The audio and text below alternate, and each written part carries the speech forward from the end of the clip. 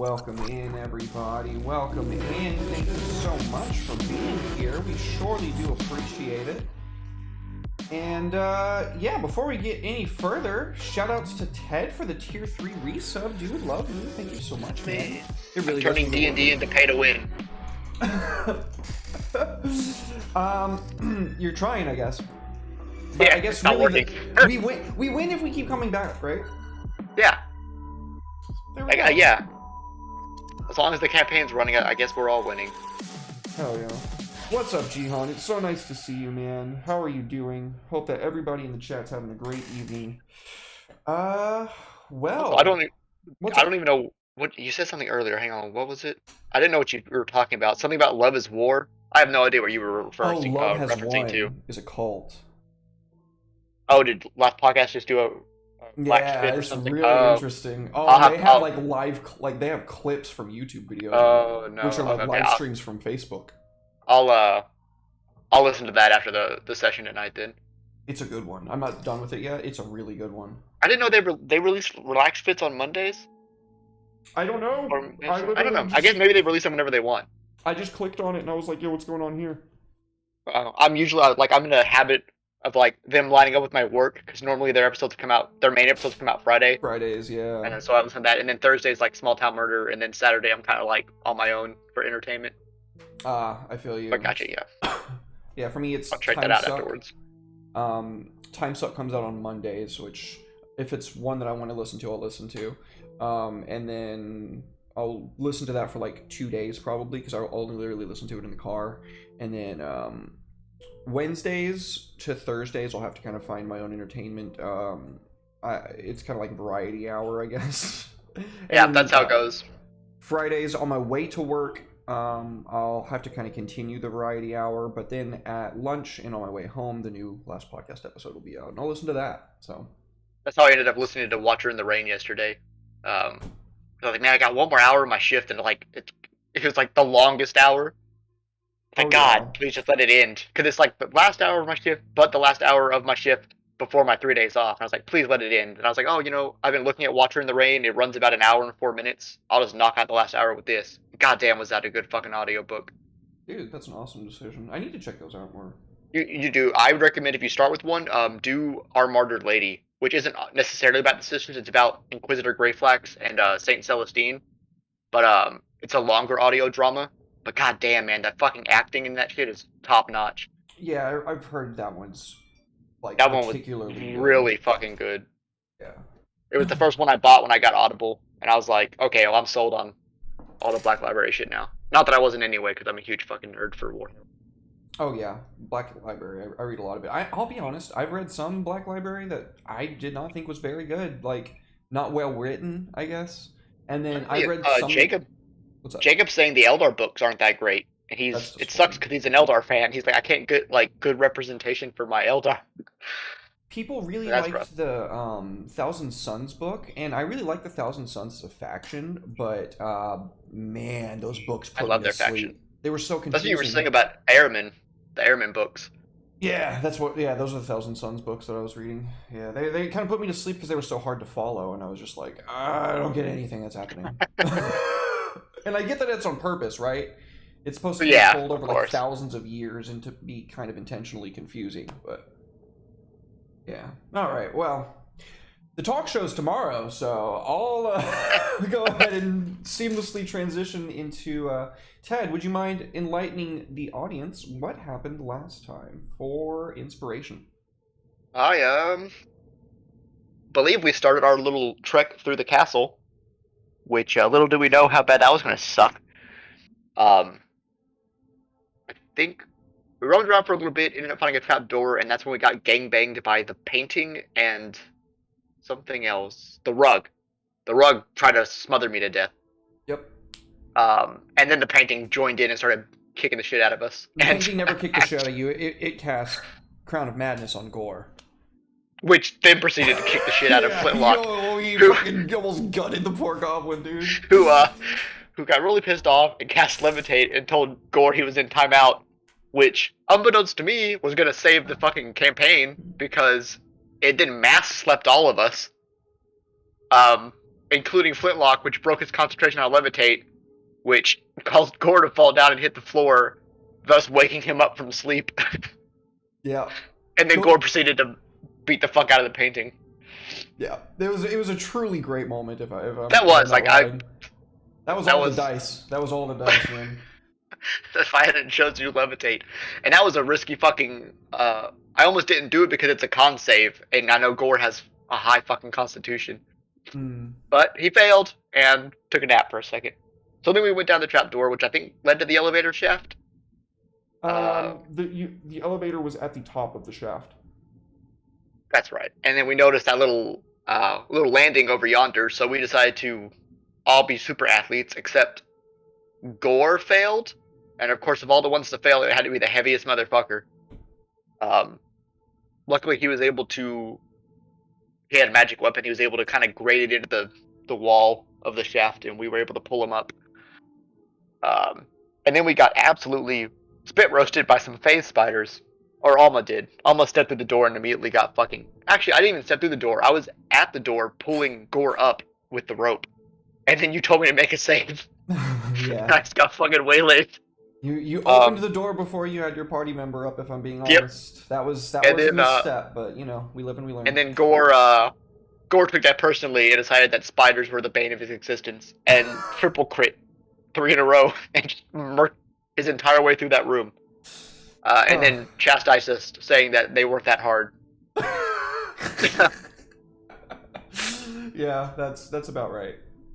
We got into the end of the room, which looked like a dead end to Alma. It looked like a dead end to Gore too. There was a nice bell tower, and we were, while debating how awesome that bell tower was, we got attacked by more spiders, which he then again proceeded to beat the living shit out of. Although Flintlock did do a lot of work with the flamethrower that time to keep them off the webs and shit.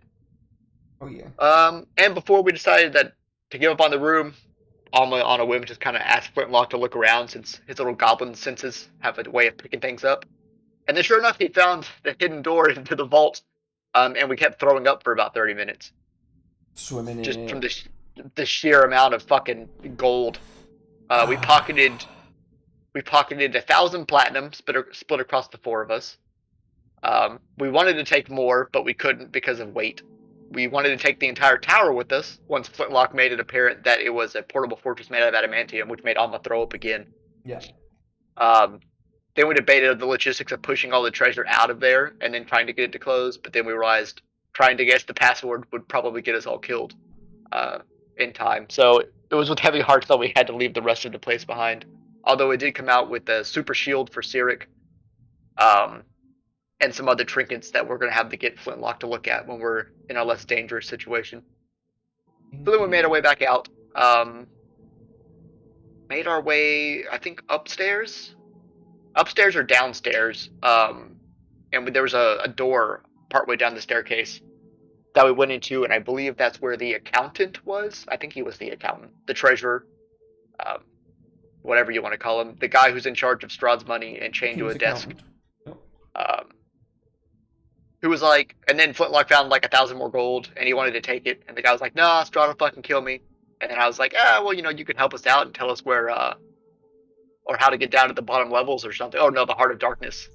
He's like, "No, I can't really do that." So I think we broke some of his fingers, and I was like, "Flintlock, take his fucking gold, fuck this guy." And then there was a door in that room that we were going to go through, but we decided to end it right there. Yep, which is going to bring us right back to exactly where we're supposed to be.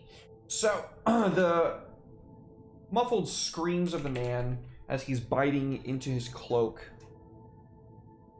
Where is she? You can see his hand bobbing up and down weakly, and then a very loud and pronounced gong goes off. You follow his hands to the rope that you saw when you first entered the room. And he's cursing you under his breath, saying, "The devil take you." You, devil take you. Fucking pencil pusher. Pour me an inspiration for Alma. Oh, that's very nice of you. Oh yeah, also you got inspiration. Good job. You got imposed, bitch. Biatch. Alma? Oh, that he just rang his bell and then he cursed us? Mm-hmm. Oh. Okay, well, you have fun with that. We're gonna go through this door over yonder. It's locked. Oh, never mind. Give me the key to this door, old man. He spits. Oh, he's probably not gonna do it. Yeah, he's gonna. I saw that fucking coming. Gore beat this man into oblivion. Gore cracks his knuckles, chuckling weakly. Or not weakly, chuckling gruffly to himself. Oh, been way too long since I beat a regular old man to death. And, yeah, there's a sound of a watermelon being crushed, and after about 2 rounds of Gore just laying into the man, he lies dead, his head a pulpy mess. Well, that's what you get. Mess with the orc, you get... Well, I don't know what rhymes with orc. That has to do with getting beat to death, but he's dead, it doesn't matter. Mess with the orc, you get fucked. There we go, orc. Gork. Gore. Sirik is encumbered, by the way. We have auto, Oh no, we have weight rules now? What are you carrying? Oh, probably that massive fucking shield. That actually only weighs 6 pounds. Oh. Her armor That's weighs actually a lot. impressive. I'll say that she has some things probably not carried. Oh, her armor does weigh a lot. Jesus. Yeah. God damn, she must be ripped out of that fucking cloak. Yep. I mean, we're all in very good shape. It comes with the territory. Yeah, I would agree to that. Some people taking their shit kind of has a tendency to, Yeah, pulling ropes, sea legs, all that stuff. Months of boat travel where you have nothing to do but work out and fight each other. Yeah, they killed her on something else. What can we get off of you that you I'm don't? dropping a bunch of stuff that she wouldn't have on her. Alright.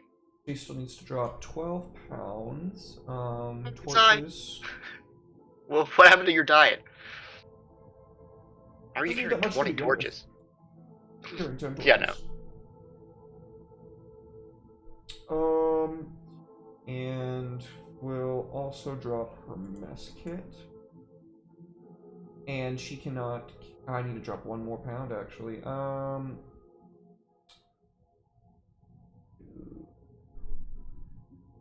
Drop the pouch.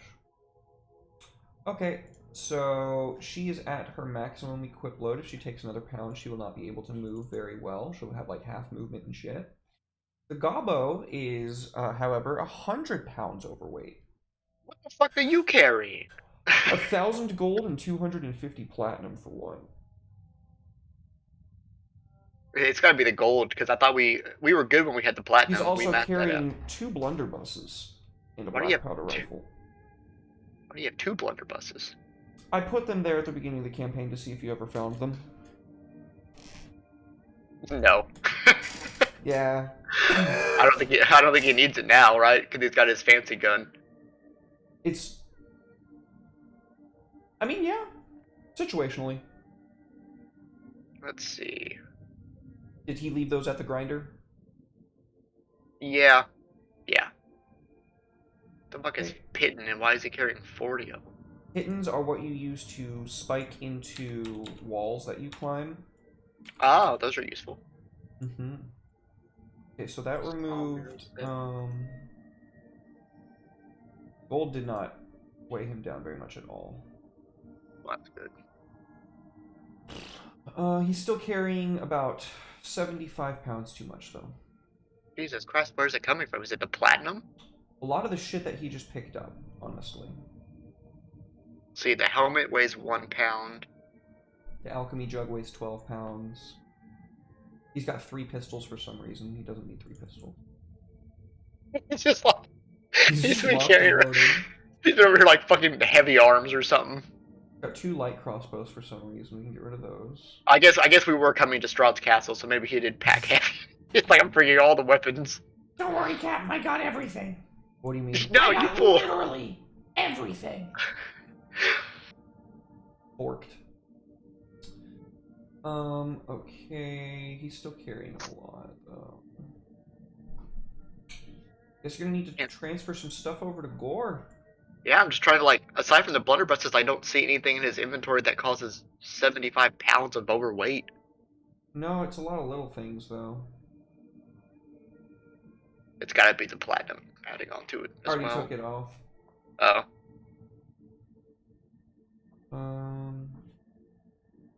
Still a lot. Oh, why does he have a club? He doesn't need a club. Has he just been picking shit up this entire time? I guess so.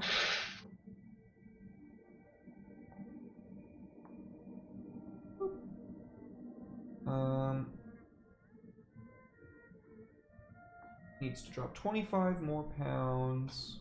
We can get rid of his torches. He doesn't need them. Okay. No one needs torches but Alma. True. Sad day. Scimitar, his pistol, and his other gun. Crowbar, give that to Gore. Hammer, give that to Gore. 6 pounds. Gore can carry 420 pounds, by the way. I miss Amble's 5,000. Yeah. Yeah, he was a bit silly. Yeah, Gore's our pack horse. A bit silly. A little bit silly. A little bit silly. And take his backpack and this helmet. And 1 more pound. Some jumping jacks. Okay, there we go. We did it, folks. It unpauses like Skyrim and all that shit just flies across the room. Just falls on the ground. Yeah, so new toys require a little bit of finagling. I should have caught that before the show, but if I'm being honest, I was doing a lot of shit before the show, so didn't get Liar. to it. He's lying. But we're here now. No, I was. You'll see. Yeah, so let me look at something real quick. Lock, I'm gonna have you to find your shit.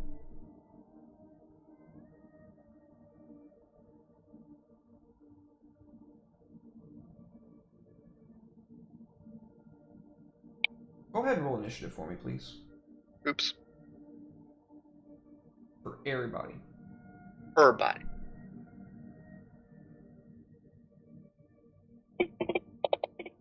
Oh yeah, now I remember that Gore gets advantage. That's so nice. Very nice.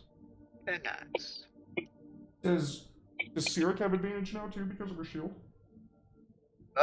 Is that a thing the shield does? I will check in a second. Oh, Gore, your initiative's so low though. +2 to her initiative. So, okay. So I'll change that to +5. Oops. Can I edit this? I don't think I can edit her thingy. Oh, I already changed it. It's okay. Oh, okay. And then Gore is at 8. Oh, damn, he rolled really badly. Yeah, he's got a low initiative too. And he rolled like shit.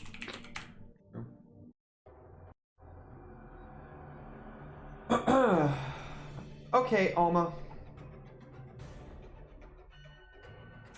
Well, let's I wonder if he has the key. I'll go. Where is he? Over here somewhere? I'll go check. He's his right corpse. next to Gore.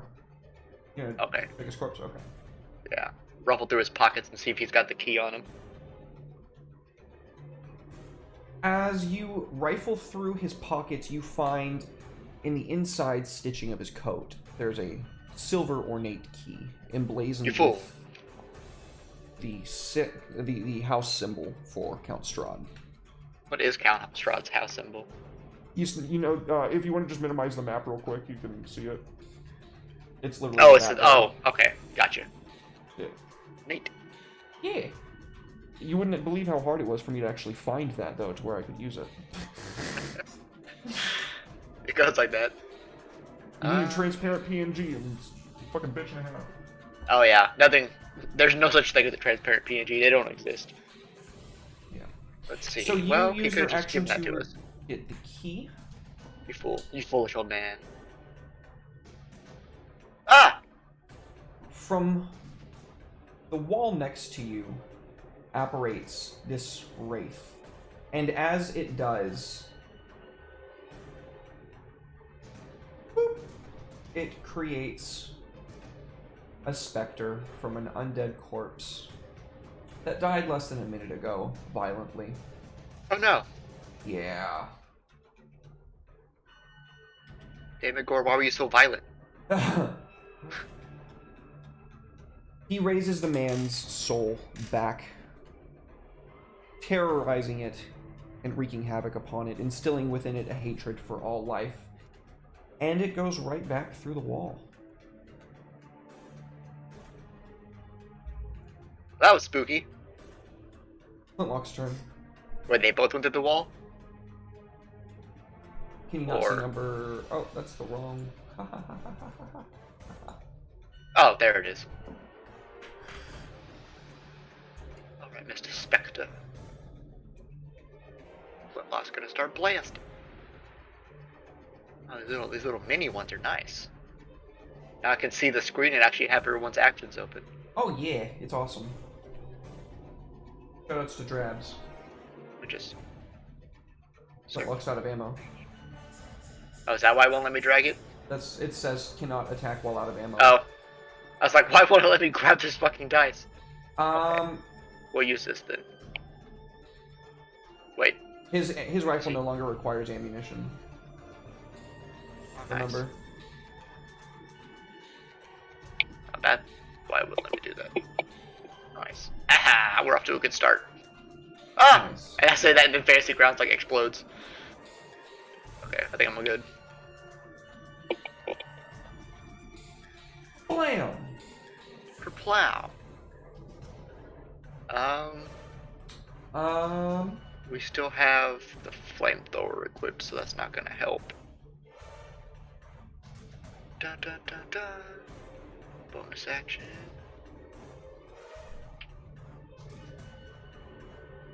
Wait, can he? No, I forgot everyone can dodge. He just can't do it as a bonus action. Okay, that'll be his turn then. Oop. Okay. Oh god! Number 1 comes screaming from below. Hey, what up, Drabs? We were just shouting you out, dude. Thank you so much for all the tools. Thank you for being here, man. Appreciate you. And in doing so, it's going to have advantage on the attack roll. That's a hit. Oh, my goblin.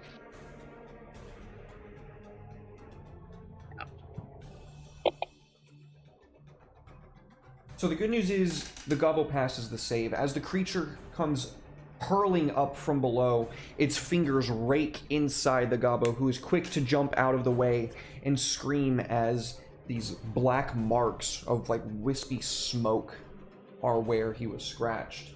Then number 2 is going to come in and it's going to attack. Actually, it's going to come in right here. So it's going to attack. It's going to attack Gorgonor. How dare you?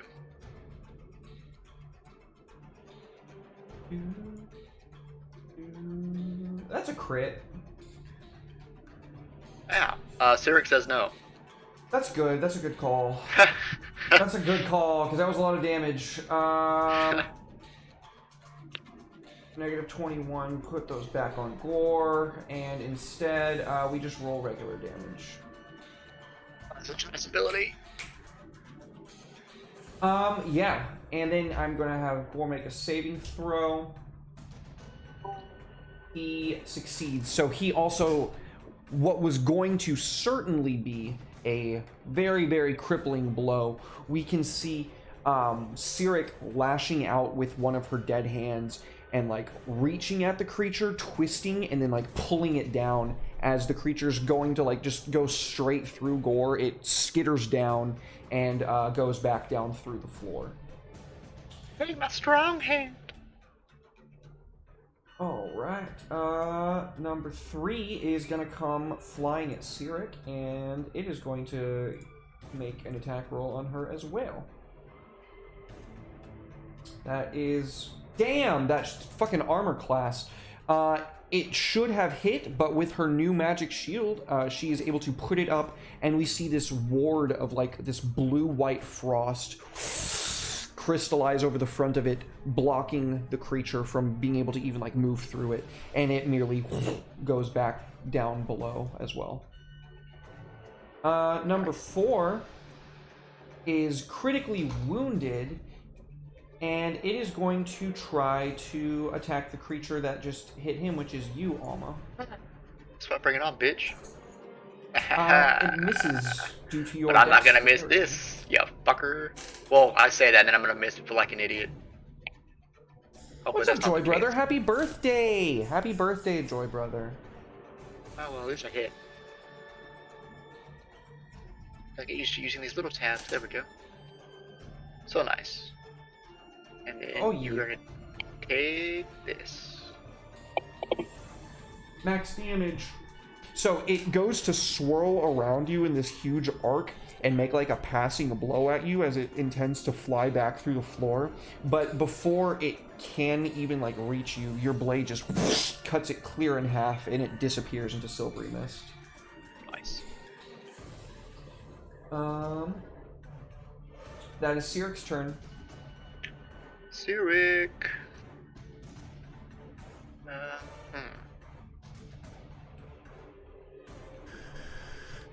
Let's give it one of these, shall we? Number one.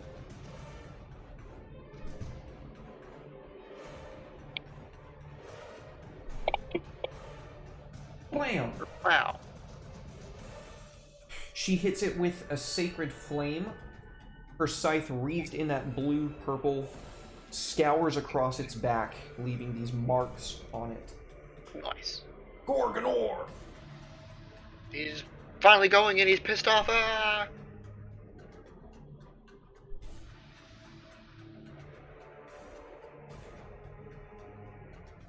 Where's he going?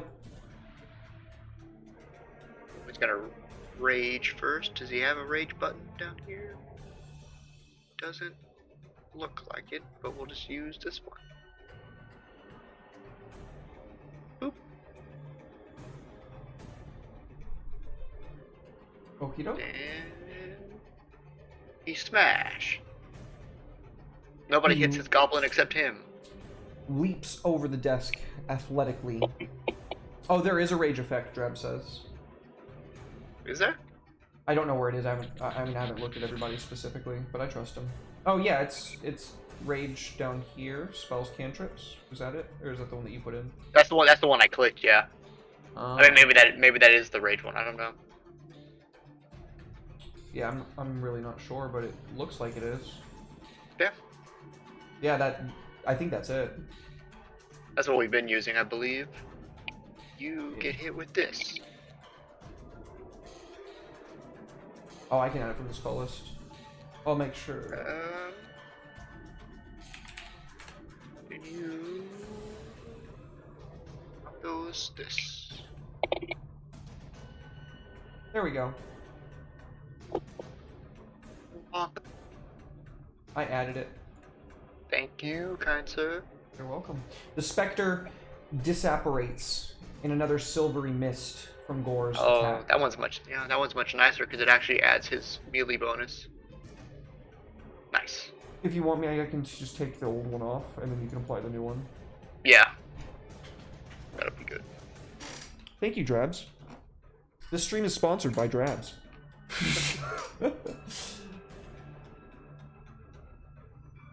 So that means I need to not use the rage version of the weapon anymore. Nice. Big nice. I can delete the old. Yeah, the one that says Mornslayer Rage. Yeah, there we go. I don't want to be doing There you go. extra damage. Easy peasy for Thank you. And that'll be Gore's turn. Alma's turn. I'm getting away from that fucking wall.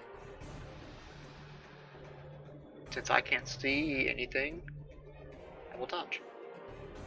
Oh, I gotta drag it. Do I double click? Oh, nice. Big nice. Okay. It was good of you to get away from the wall because You fucker. now the Wraith is coming straight at Flintlock. No, Flintlock! Leave my goblin alone.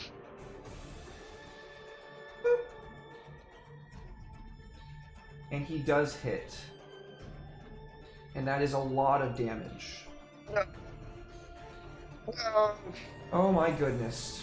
That was very close to killing him.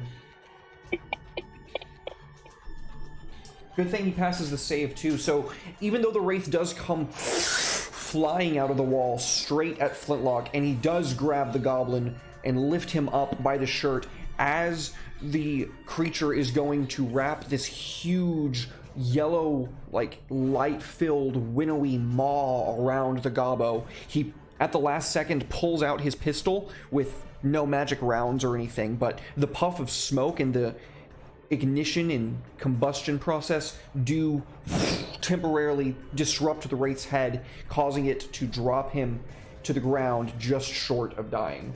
And it is now Flintlock's turn. Oh god. Well, Flinty boy, now you can hit him with the flamethrower. He should actually have the flamethrower now. Yeah, he has it because we haven't changed it since the spiders. So let me give a new one to him real quick. Flamethrower. Artificer? Maybe I need to type in Artificer. I know I've seen it. Artificer, Arcane Fire.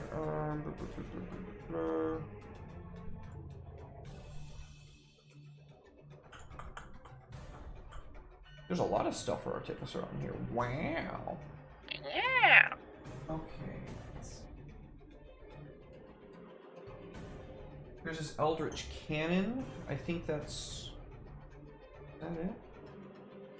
The Eldritch Cannon can become the flamethrower, yeah. Okay, I'm just gonna add that to him. Boop.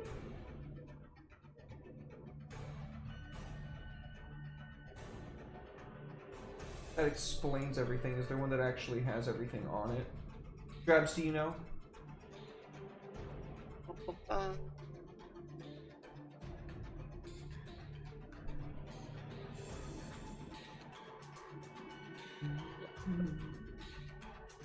Drabs might know.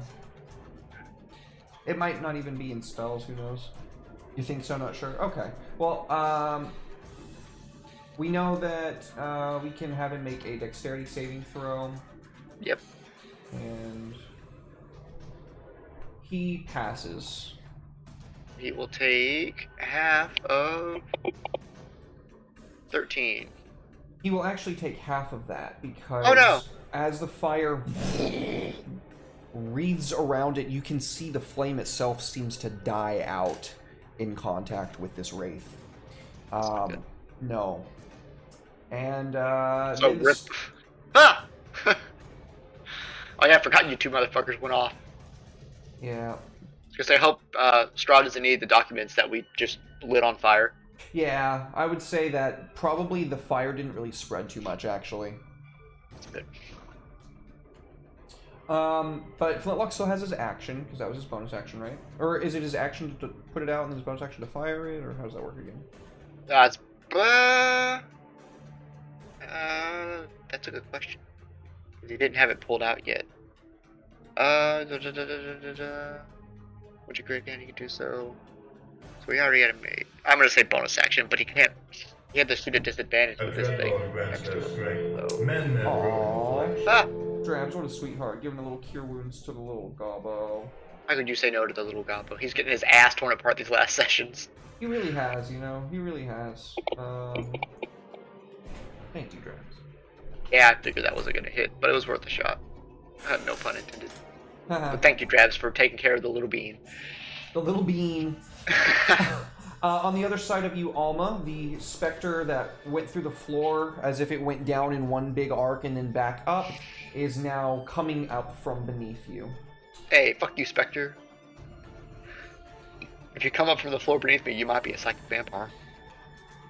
But you are deft in dodge. Dodge, dip. You can dodge a wraith, you can dodge a ball. Other side is going to come up at Gore.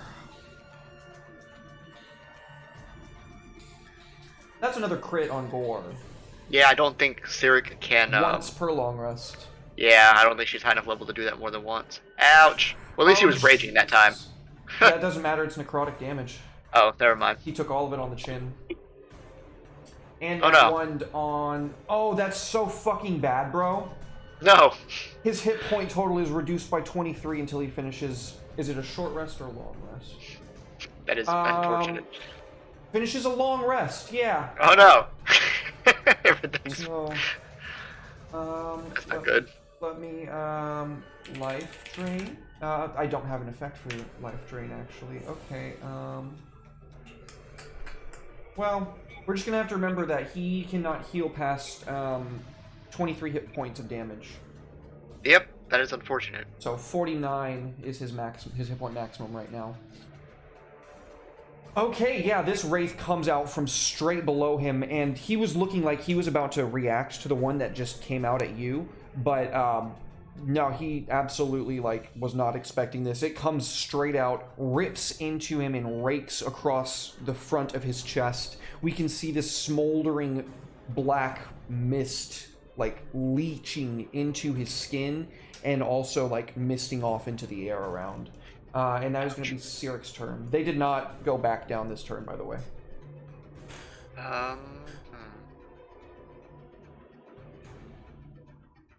Sirik, got anything we can spare? I would want to do that, but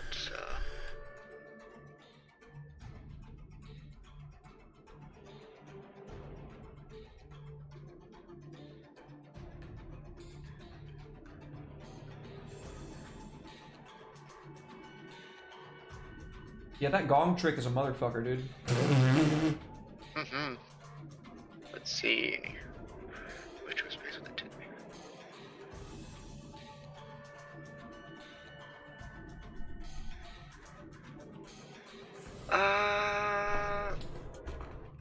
Do we need to go?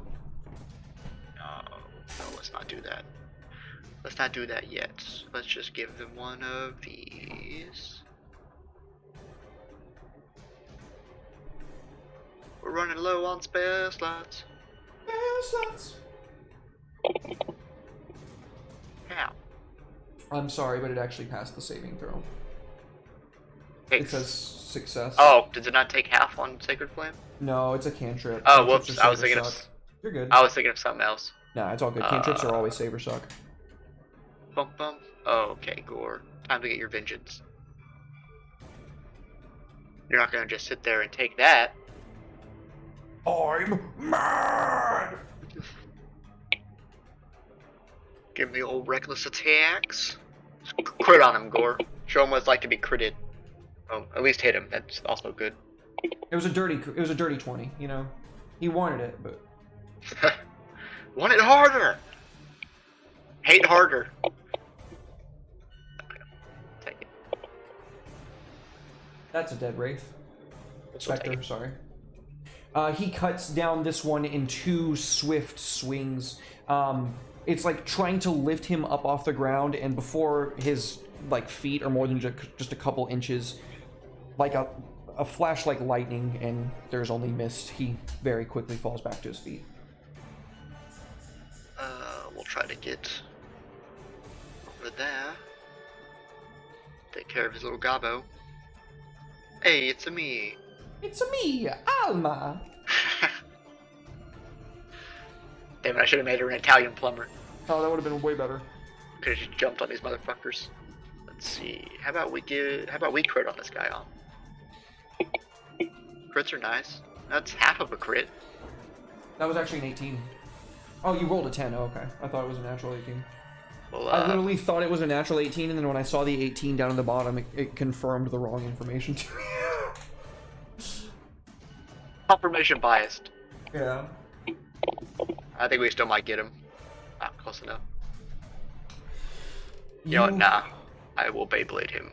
Because I don't want him to go away. Let it rip. You did it? Ooh, Oh. just enough. Yeah, I'm glad. Jesus Christ. Just enough. With your short sword, you slash through it, and it is no more. A dreadlord grants her strength. Men that broke. Aw, cure wounds for any of the PCs. Gots to go, but enjoy the session. Thank you, Drag. Thank you. Much Bye-bye. love, Have a good one. Much love, dude. Thank you again for all the tools and stuff. I hope you have a great evening. I'm going to apply that to Flintlock because it would mostly do nothing on Gore because of his hit point. Oh my god! That's 23 hit points back to the Gobbo. Holy shit. Thank God. Holy fuck. Okay. That was almost a maximum heal roll. That was pretty close. Wow. Okay, it's the Wraith's turn. Which honestly is really good because he didn't have a reason to stop attacking the Gobbo yet. Because Gore just moved into threat range. He didn't attack him yet. So he is going to attack Flintlock. Flintlock, no! Dodge, dip, duck, oh. That's a lot of damage. My goblin! And yeah, he ouch. You bastard. He picks the Gobbo up, and as I described before, he actually does connect this time with that yellow light from within wrapping around the Gobbo, and he begins to literally suck this creature soul out of him like a huge undulating what are those fucking anemones or what are they the sea tubes. It's like wrapped around him like undulating with trying to rip his soul out. Fucking gross. Gobbo is at 0 but stable. If he does get hit by this again, he is probably gonna die. It's Siric's turn. We'll be giving him a max cure wounds of the second level variety. Second level is gonna be 20 points. Get up, you fucker. Sirik sticks her hand. It turns into that like purpley ghost, like translucent that we've seen it turn before whenever she heals people. But this time she just shoves it straight through the Gobbo's like back of his head and into this undulating mass, grabs onto something from within. We can see the hand form like twist, and she rips it back into the Gobbo.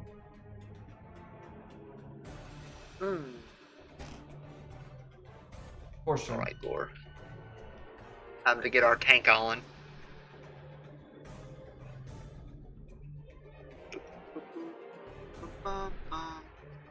We throw it at him. Oh, there it is. Nobody hits his goblin. Get off him, you fuck! And he lashes down as hard as he can with a crit.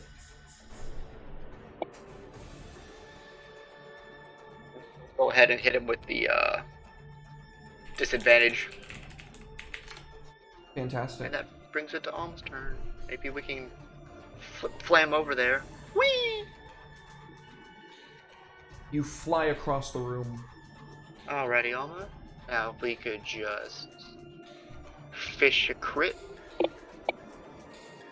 Yeah, we're close. Not quite what we wanted. Oof. I'll risk the Beyblade and see if I can. Damn it. Oof. Race turn. Getting critted on by the orc and then suddenly slashed at from behind by you, the Wraith plummets down into the space below it, but not before taking a attack at... I'm gonna roll a d2 to see who he attacks. You're evens, he's odds. I got odds, so he's attacking Gore. You bastard. Yeah, it would have been way better if he attacked you. Because now this happens. Ouch! And another Constitution saving throw from Gore. No! His hit point total is reduced by 45 until he finishes a long rest. We're not looking so hot, boys. Fuck. And he plummets into the floor below. You little dick. He does... I mean, you can still make an attack at him if you want before he disappears. Yes, I will try to do just that. Coming at you, you little shit. Ah, you fucker. A glancing blow slashes through the Wraith. and gonna disappear down. Flintlock.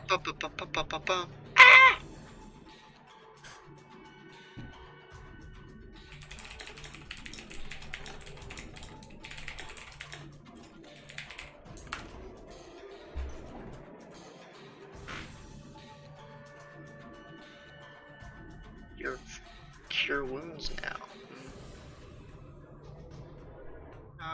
Yeah, he'll give himself a second level cure wounds. Okay, so he is gonna need to roll that one. Yes. So that's. We're gonna click on it. Click. Oh wait, it's supposed to be 2D. Just roll another D8 for him, maybe.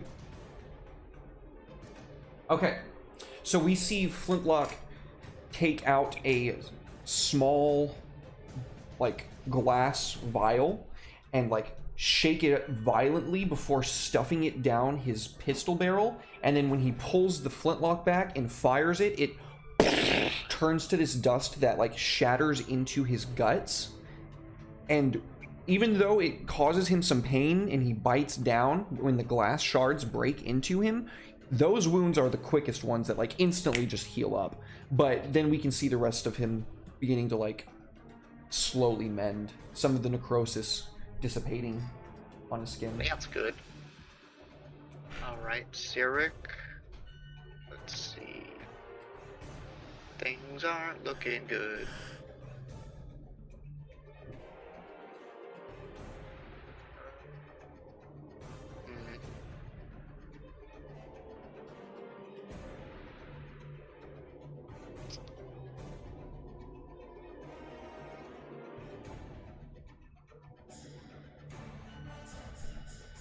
Healing gore probably won't help at the moment. Flintlock's still a little woozy.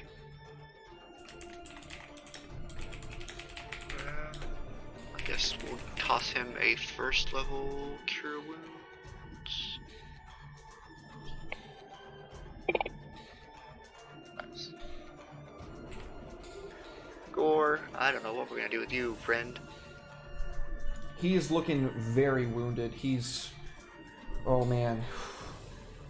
He's biting down, but he's in pain. He'll use his action to dodge. Alma will also dodge.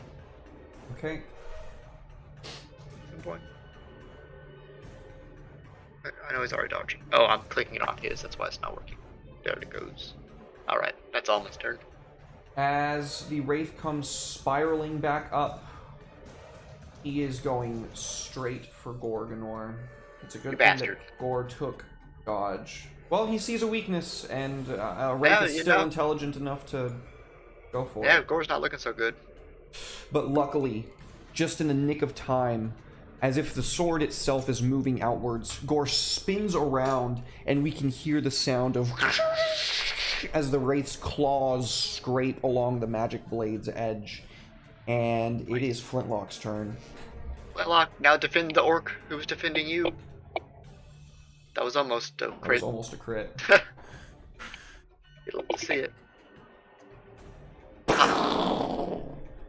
And with a shot like thunder, the Wraith explodes backwards into this plume of black smoke and mist that settles into a pool in the center of the room.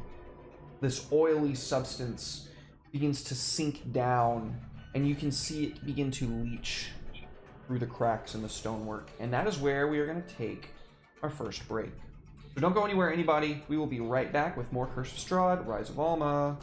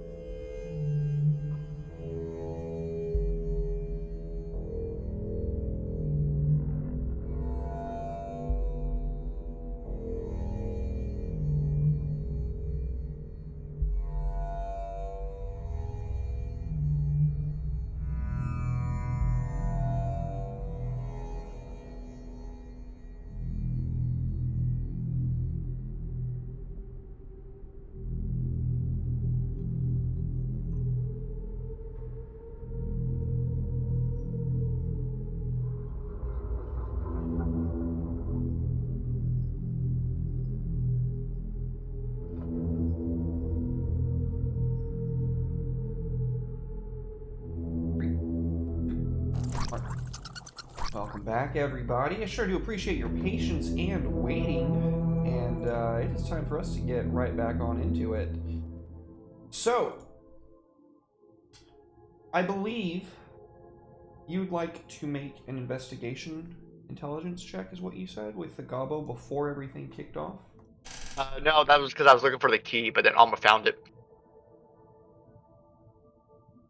So, we're good. Got it. How you feeling, Gore? You okay there, buddy? He is looking rough. He is, like, with his butt on the table and, like, one big paw on the corner of it, like, gripping it tightly, just trying to keep it together. You can see him shaking. And, though he's got, like, one hand closed over his face, he's peering at you with, like, one eye. I'll be fine, Captain. Alrighty, buddy. Well, we're probably running out of time as it is. Let's see, can we...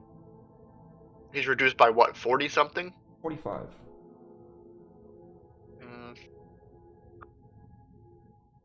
So I could heal him a little bit.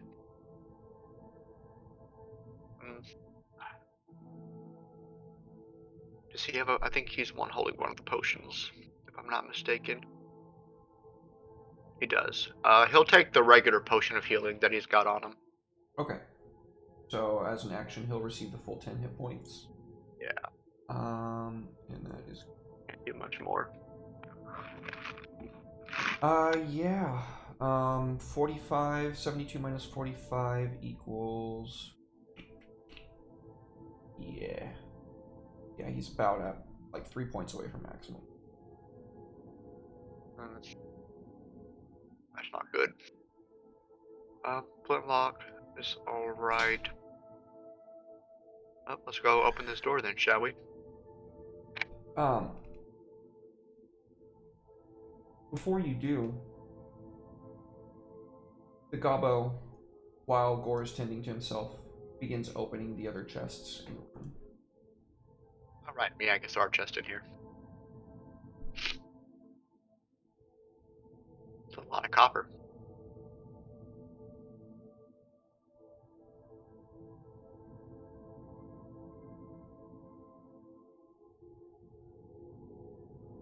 God.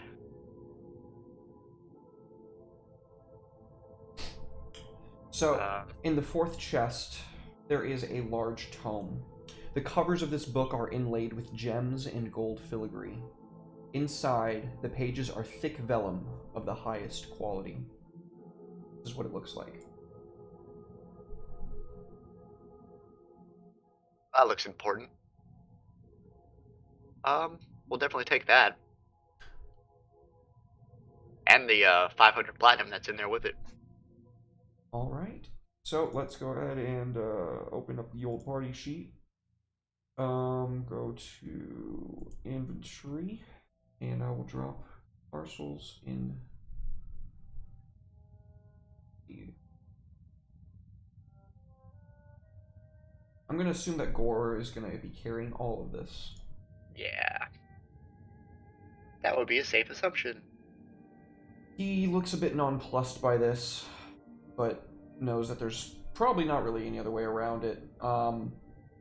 Puts the two smaller chests in the big chest and lashes it around his back and kind of carries it like a big cumbersome backpack. It's one way to do it. It's 20,000 copper. Oh, we taking the copper too? We could have left the copper. Gold's gold, Captain. As long as you're okay with it. Never leave a gold bump. Yeah, it was already hard enough to do it in the vault.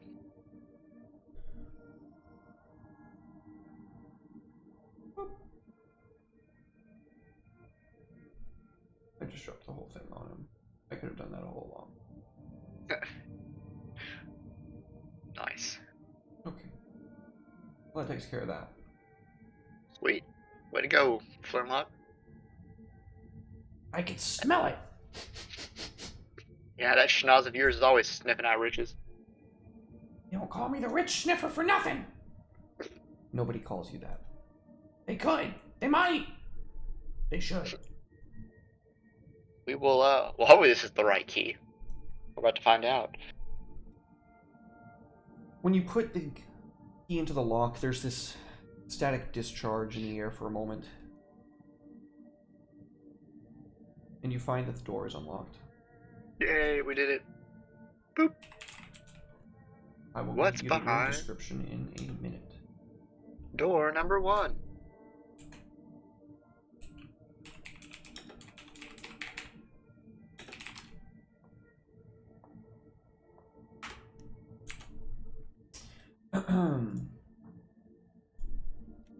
Dim light from the courtyard falls into this great hall through the broken glass and iron latticework of a large window in the west wall. This immense room is a place of chilly, brooding darkness. Empty iron sconces dot the wall. Hundreds of dust-laden cobwebs drape from the windows, set in a double doors on the east wall. Further south, a single door also leads from this wall. That's where you came in from. Staircases at both ends of the north wall lead down. At the southern end of the hall, a large wooden throne stands atop a marble dais.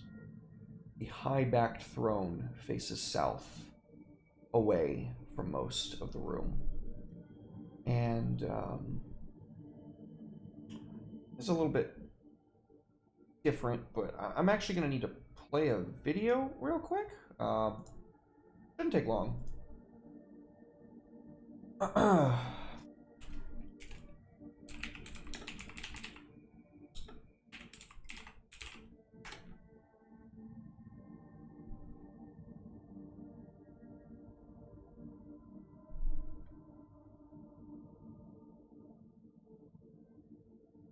I can't find it. I should have had it pulled up from before. This is just literally something that occurred to me right now, but that's okay. Because what's most important and most pressing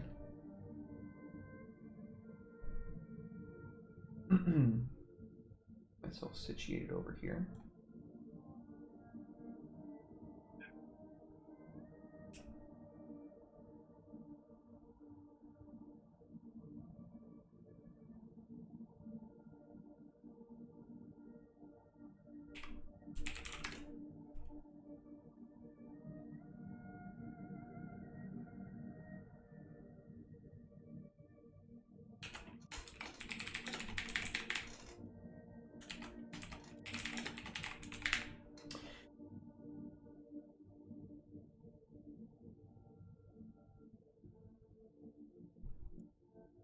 Okay.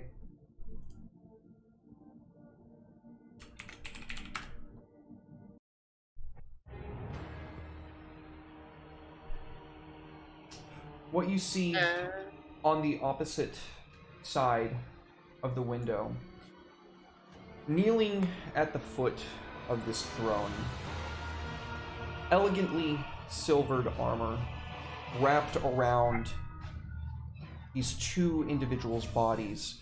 It's as if the metal itself has been laid out to look like two lovers. One of the sets of armor stretches all the way down from the toes to the top of this person's head. Upon their body, you can see rather ornate longsword. And on the other, there are segments in this, as if to allow for more freedom of movement. However, this visage is carved in a far more wicked and insidious feature than the last. They both come up from kneeling to look at you, the source of the disturbance. And I'm gonna need us to roll initiative. Oh no. That's not good. Oh, I rolled initiative before this. This was... They're both getting squished.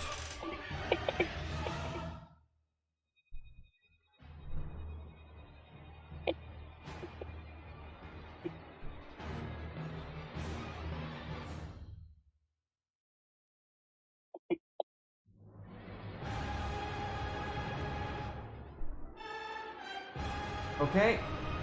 Alma. You go first. Well, this is a situation, isn't it? Oops.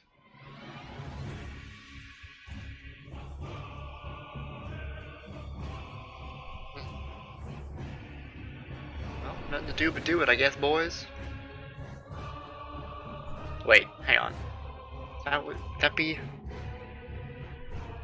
I mean, fuck it, if we're going for it, we're going for it. I'll live to regret my decision later. When I don't live to regret it. Oh, 1 second. I need to change. Okay, you're good. How about the foul machination?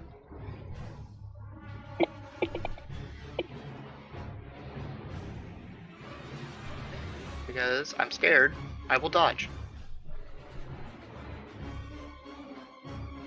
So you Okay, lash stop. out with your blades, scraping them along the ground, and when you come around for a spinning twist, you use your second in your offhand to parry any incoming blows. Sigh. There was ever a time to... she fucking just right to the Stuck wall. on the wall. If there was ever a time to do the bow, it's now.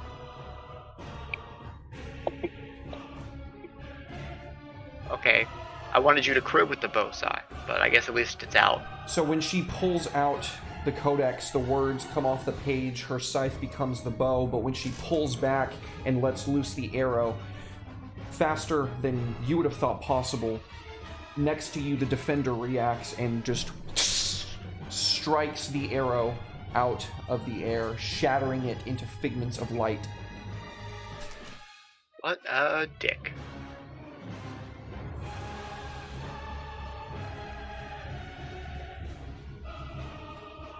This music's fucking fire, though. Shoutouts to Elden Ring.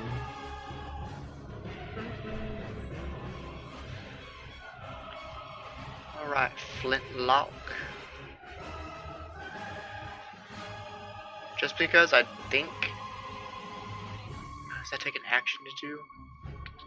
Let me check real quick.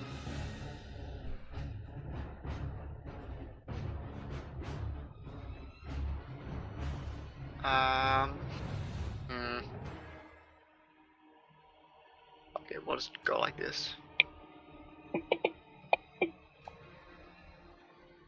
Blam. Damn it. The Watcher this time simply just reaches out of the air, grabs the bullet, and you can hear a loud snapping sound as it disintegrates in their hand. That's not good. At the end of Flintlock's turn, the defender makes an attack roll against you. No.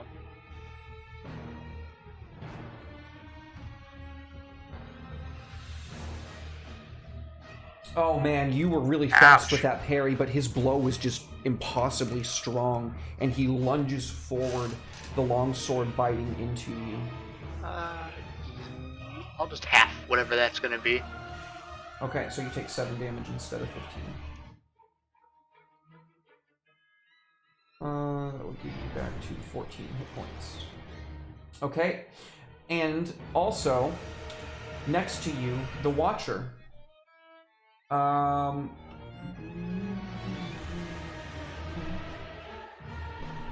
Forces you to make a Constitution saving throw, No. which you fail. Inspiration, whatever that is. You want some advice? Yeah. Don't. Okay. You take 2 poison damage as... Yeah, you would have felt really bad about that. Yeah, I would have felt dumb. Um, I appreciate it. You're welcome. It's actually supposed to be 2d6, which is fair. It doesn't have this thing's shit. That's fine. Okay, so you take 6 damage. Yeah, 6 total. So that is going to take you 20 wounds. As this shadowy mist begins to bore out of the Watcher's hands and cut through your chest. And then it's the Watcher's turn.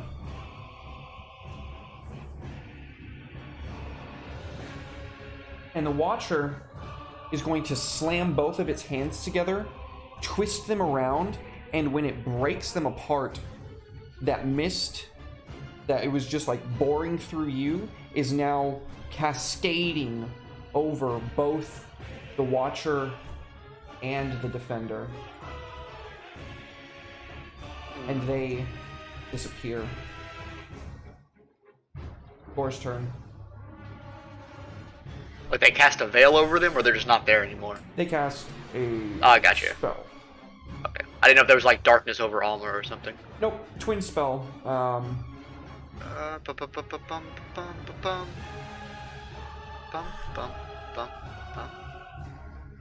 Should probably stay somewhat. He back me up.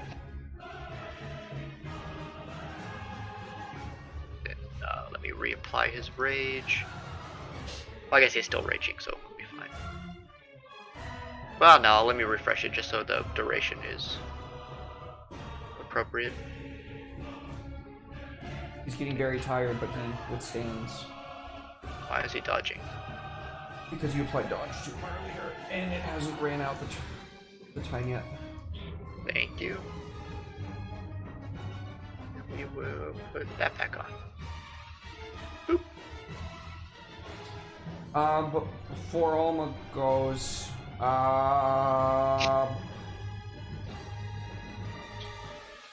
the Throne Defender reappears in front of you.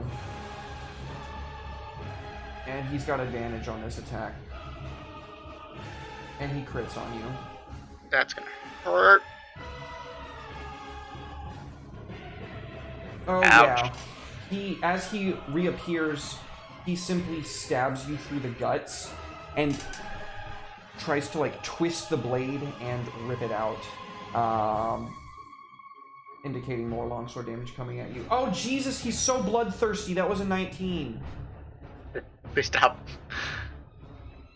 Oh my god. And he twists on that blade a little bit. He's going to come out with his final attack going against Gorgonor, a bite. God damn.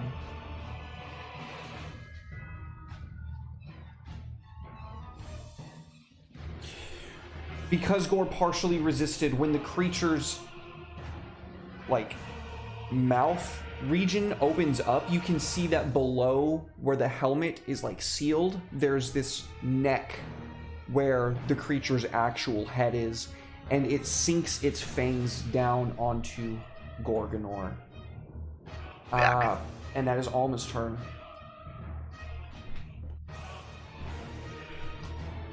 This is not good. Some might call this bad.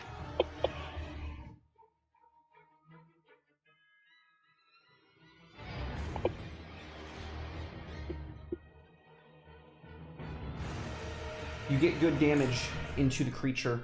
Where you see its fangs, you see the weak spot, and you very quickly and deftly stab into its face, prying it off of Gore, and you can hear this hissing shriek, like, rattling from within the metal. Well, let's use fancy footwork to get out of that situation. Quicker than he can even react to, you are gone. And then I'll bonus action dodge. Because I'm scared of these guys. At the end of your turn, this silvery mist rushes in from the shattered window, and the defender is on the opposite side of the room. Siric's turn. What is happening? Legendary actions.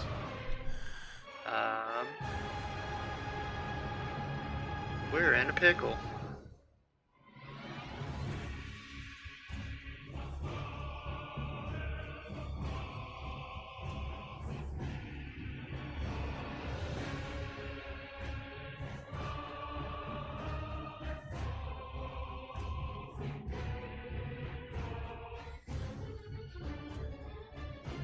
Well, hang on.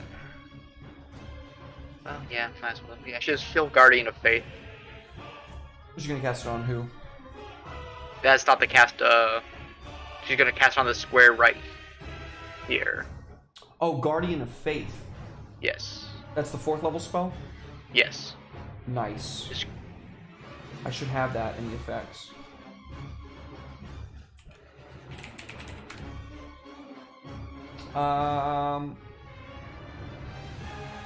Yeah, I don't. Okay, that's weird. It's weird with what it does and doesn't have. Okay, so we see this huge swirling of the mist into like this vortex that spirals up from the center of where you specified, and this magnificent flowing white gown appears, and from the top we can see this many-armed, blue-skinned goddess with a wreath of antlers that end in these rigid, blackened points.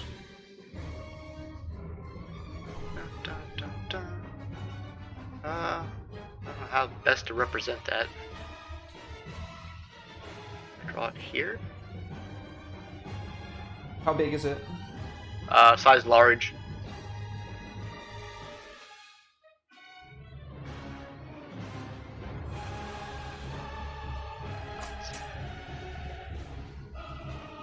And that will be her turn. Okay. Flintlock. Or blast and flintlock. No, Fool. Flintlock. Alright, well then he'll burn a spell slot to change the flamethrower to the force cannon. Okay. So we can at least attempt that. There we Blast. go. Ha!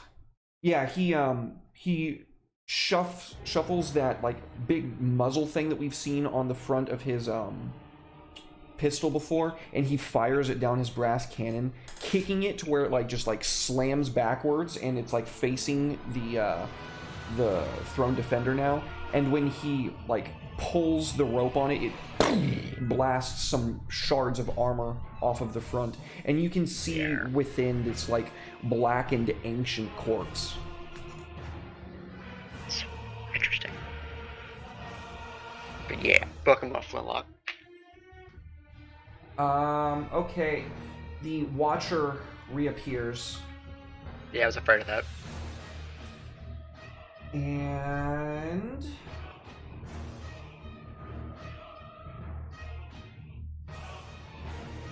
what's the range on that? The range on the Guardian? Nah. Oh. Go now. Remove it.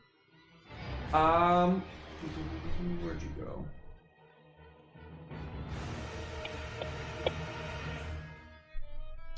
One shy, poor Gore.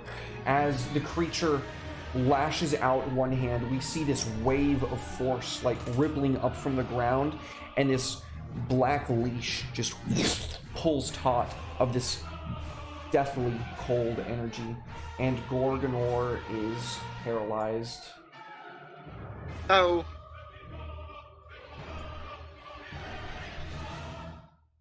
He can attempt to make the save again. What was it? Constitution, probably? Wisdom. Wisdom. No. Oh, no. The defender is now going to take this opportunity. What is his speed? 30 feet.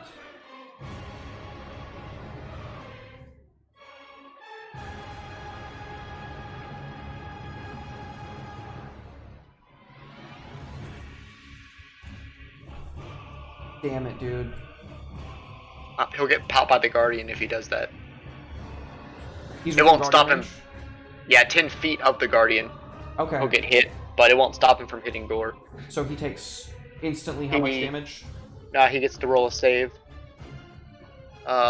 He gets to roll a dex save Dexterity saving throw. against whatever size spell DC is, which I can never find. He got a 19. Okay, well he'll take 10 radiant damage then. Oh, radiant damage. Okay. Yep. So the inside, now that he's been opened up, when he takes the radiant damage, even though it wasn't that much, you can see his form like beginning to light up with this like incandescent gold from within, and it's causing agony. It's screeching in pain as it rushes forward to, I mean, it's definitely about to kill Gorgonor here, if I'm being quite honest with you. Go, Gore! That's a hit. That's an automatic crit. You bastard, man. Yeah, he simply stabs Gore through the heart very quickly, cleanly, and twists the blade, ripping it out. And I'm honestly, he's a trained killer and he's fucking angry. He's gonna go ahead and give Gore 2 failed saves. Failed death saves. Oops, that's a success. I didn't want that. Yeah, he's just gonna, in the ripping and twisting out of the blade, that is 2 failed death saving throws against Gore. And that is back up to Alma. What the hell? Where you slut? Fuck with my orc. You get the stab.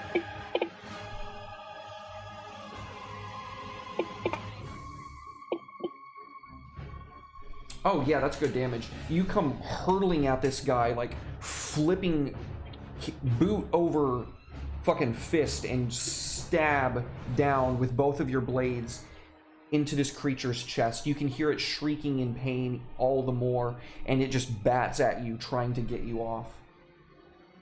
I stick to you like flies on shit. Alright, Sarah, do that thing you do where you avenge us with a fucking bow slap. No, that's the opposite direction! Sarah, what are you doing? You do have advantage from earlier, remember? If you'd like to use that now. Yes, this would be a good time to do that. Yep, somebody from chat gave it to you. Don't fuck it up, Sarah. Okay, well, at least you hit him. I'll accept that. Damn. Some of the damage does not seem to affect him too much, but he does take a good portion of it. And though it should have brought him down, he is still standing. Finish him off, Flintlock, for your orc friend. God damn it! There's no one, why is no one avenging him? This maybe guy's the just force fast cannon. as fuck. Ah, Flintlock, that's just bad. I think when Flintlock goes to pull off this 2-pronged assault, the defender simply like does like a mid-air spiral. I forgot to fancy footwork the fuck out of there.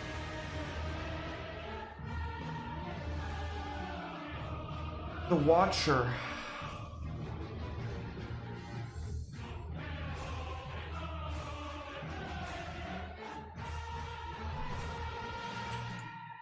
Nope, don't want Gore selected, actually. Okay, stop.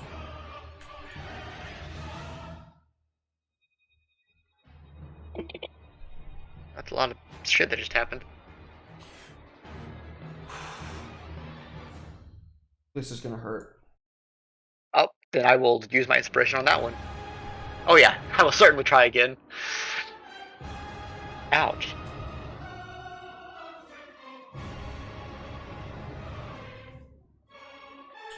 Go ahead and reroll if you'd like. Yeah, what was it, intelligence? Intelligence. Oof. Oh. Alma, That's you can unfortunate. feel your whole nervous system light up like a Christmas tree. Every Ow. single cell in your body, you can feel it, and it's overwhelming to the degree where you just vomit gouts of blood all over yourself in the floor before you. Before you know it, you are passed out on the cold, cold ground, leaving Flintlock and Sirik.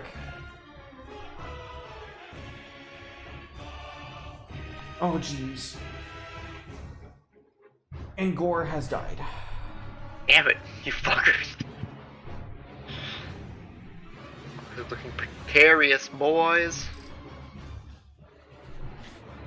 The defender, cripplingly wounded,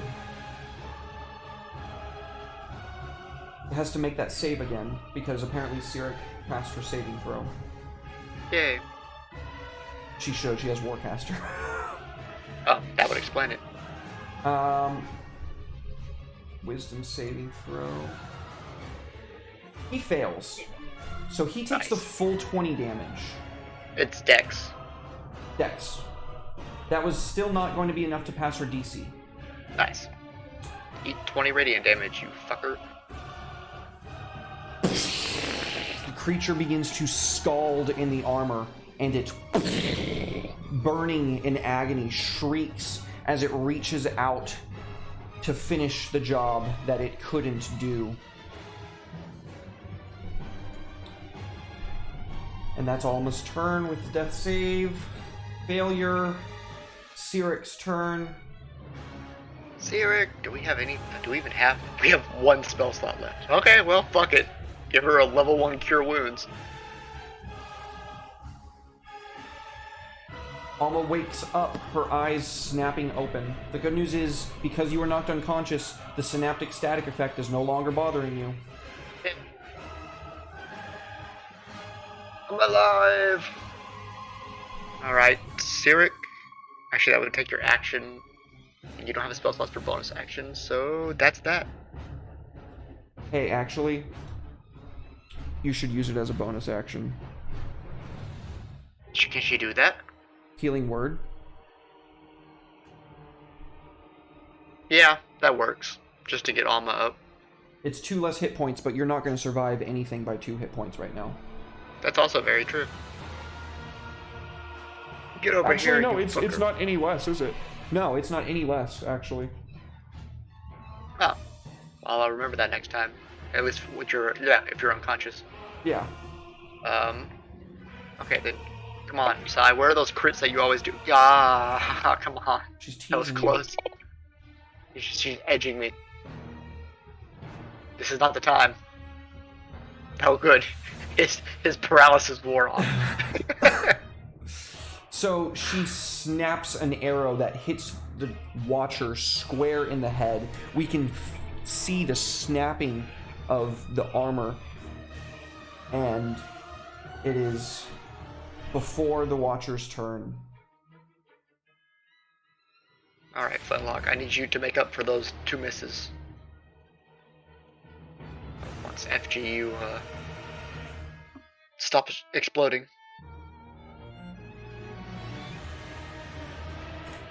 Come on, Fantasy Grounds, you can do it. There we go.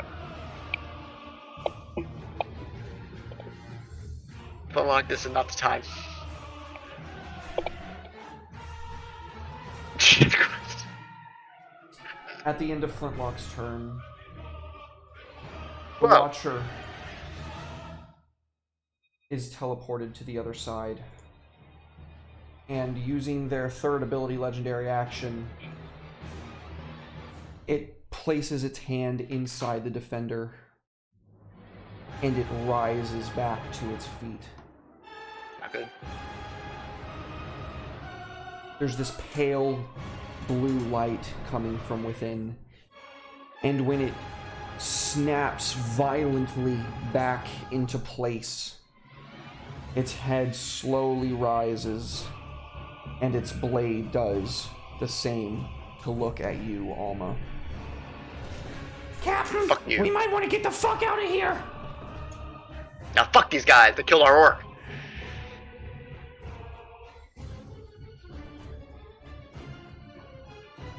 It is your turn. No man left behind.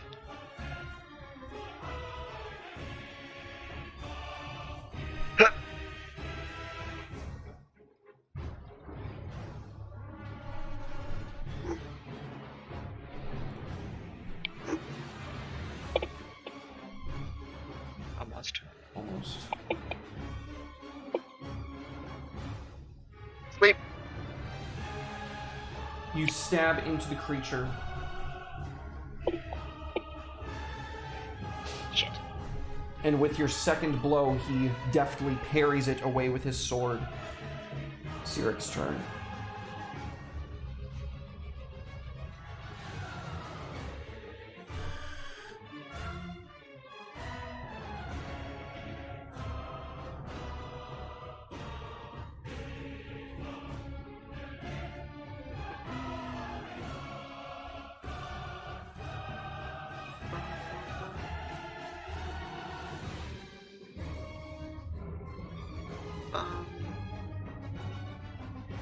Well, just give me a Constitution saving throw from both of them. You want to control, select them, and then drag it into chat? I should be able to do that, right? Yeah, if you have her selected, Oh, yeah. yeah. So we select her. Then I click this button. Drag it to chat. Nice.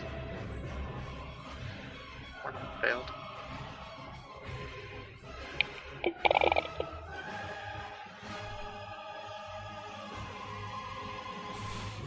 So, she shoots an arrow up into the air. It spirals into the storm that sends this cascade of ice shards down, cutting them like ribbons. But they still stand. This is problem.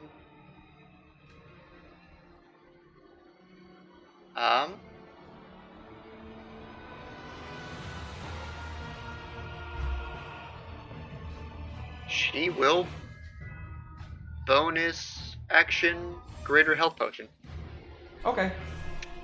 So she'll actually roll for that. And that is what again? I should 2d4? actually be able to... I don't know how to do it right now. Dreb showed me how to do it. I don't remember how to do it. Just roll 44 plus 4. 16 points. For herself? Yes. Okay, that is going to take her 23.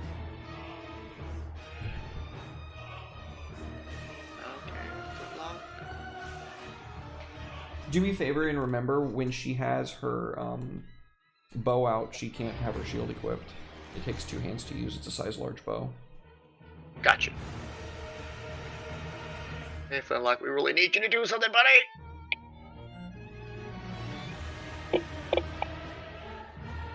Okay, thank you. That's damage too. Kerplow. Stay down that time, please. Oh, well. You hit her once, I'll accept it. Well, at the end of Flintlock's turn, as a legendary action, Ray of Frost at Flintlock.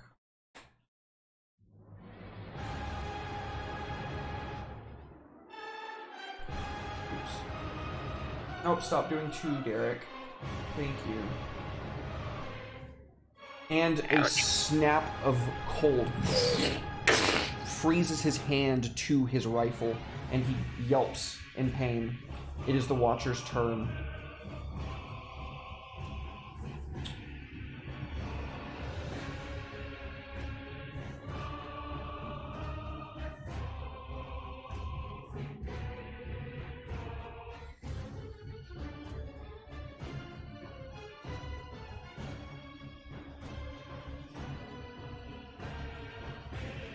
The Watcher puts their hands together, and when they remove them, there are 3 more Watchers around them.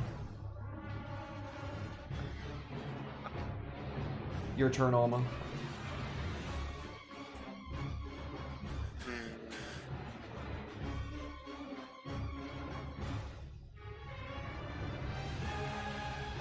Oh, the defender goes to rise again, but the radiant damage of Siric's spell will reduce him back to unconsciously dead status. However, this also runs out Syric's spell because that's the full 60 damage.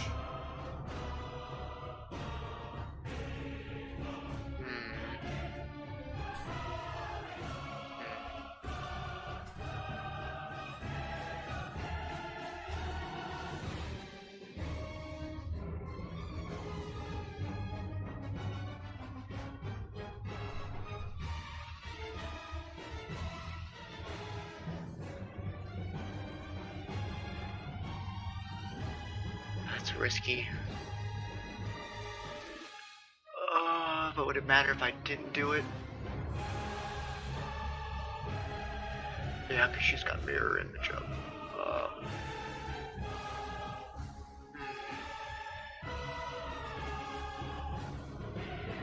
Well, I guess Alma would chug her greater health potion. Oh wait, are we doing the action thing? If you spend an action to do it, you'll recover the full amount, yeah. Yeah, I'll do that then. So that's going to be 20... Nope, 16 plus 4 is 20. Okay, make sure you're marking those off your character sheet for me, please. Will do, and then I move over here. And then I will bonus action dodge. As soon as I find it, there it is. Let me take that off our character sheet.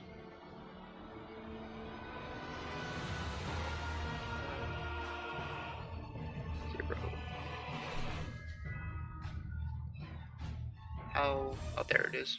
Delete item. Boop. And just to Zero be... used. Yeah, But at you dig. the end of your round... At the end of your turn, they're going to use the other legendary action that they can use, which will reset all of their legendary actions, Throne Mist, and teleport next to you and Flintlock. Actually, next to both of the ranged. Next to both of the people with range out.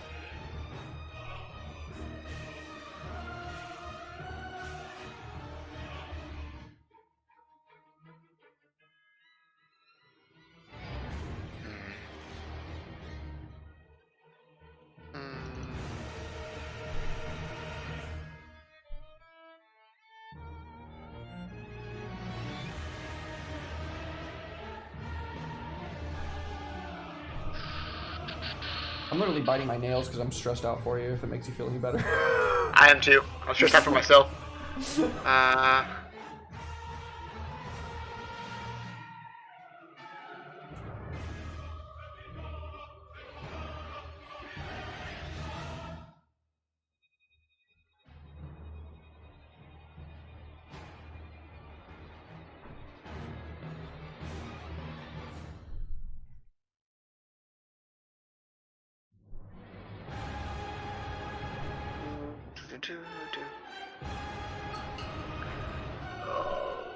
Can we even...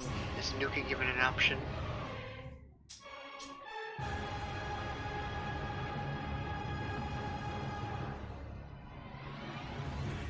Things aren't looking too good at the moment. Skills.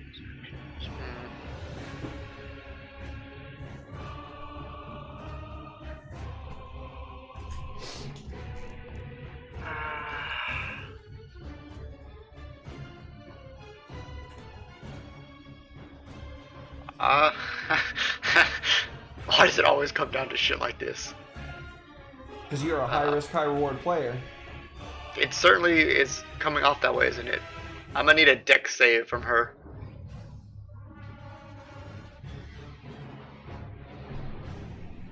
Uh, 15. Fuck, does that pass? What is Syric's DC? I think hers is 14. How come I can never find the spell saves? I never know where to look. You can just click on one of her spells, like the magnifying glass that has a spell save, and it'll tell you. Because that's also where you drag it over to whoever you want to use it on, if you want to do it that way. Her DC is 15. Beats it, beats it. If you want, you could try dragging it on her. See if that makes a difference. Yeah, can I do it? Let me see. Oh yeah, I can. Gee, you so intuitive. See, I'm so nice. That's a nat 1. Please, please be high. Please be high. God, we need it to be high. Huh. I'll take it. Yeah, she gets pushed 10 feet back away from them as the frost wall comes up. Okay, use your drawing tool and draw out where it is. My drawing tool. What am I? You could also use the arrow. But I believe the frost wall can actually, like, move around. I'm not sure. Oh, yeah. Oh. Enter drawing mode. There we go.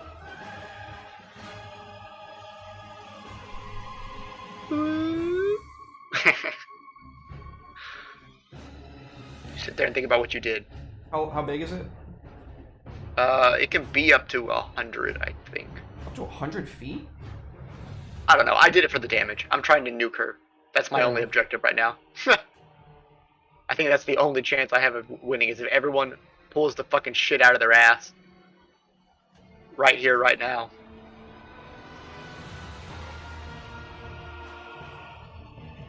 It would certainly be helpful if I'm being honest with you.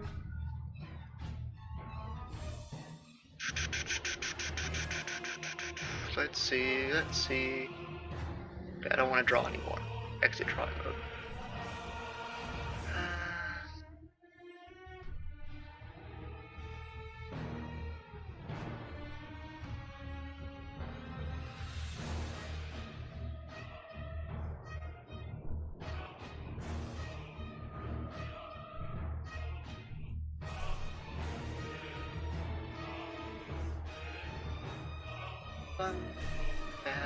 Bad. Okay, let's see. Anything spooky you could do? Now we're got to go for blasting.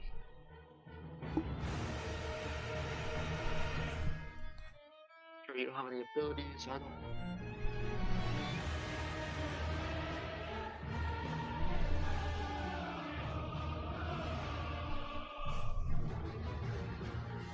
Stressful. Yeah, please be patient with us, folks. This is literally a do or die situation, because they might wipe here. No cap. When you damage, add equals to your level. Ooh, maybe. Fury of the Maybe. Swole. Yeah. I mean, that's just a flat extra 7 damage. The problem is Alma's not going to get to go 8, right? before. Are we level 8? Nope, 7. My only concern is that Alma's not going to get to go before her next turn.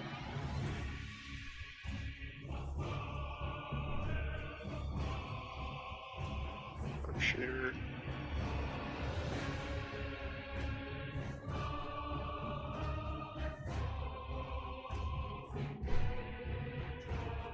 Oh, God.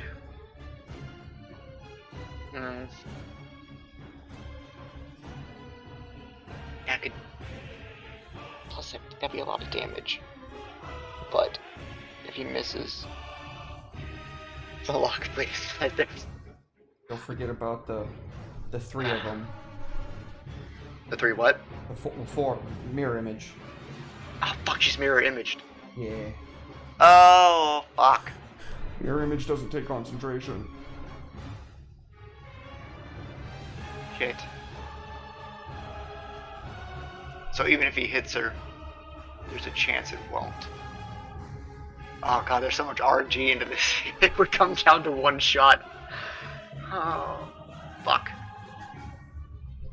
Is Alma at least dodging? Okay, well, I guess we got that going for us.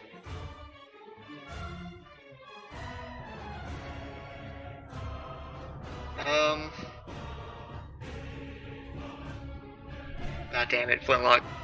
Fuck it, we'll go for it.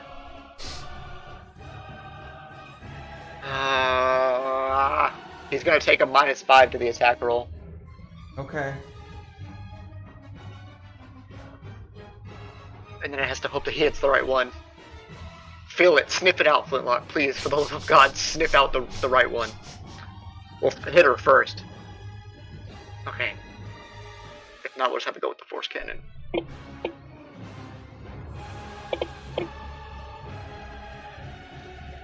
Fuck, we hit the image.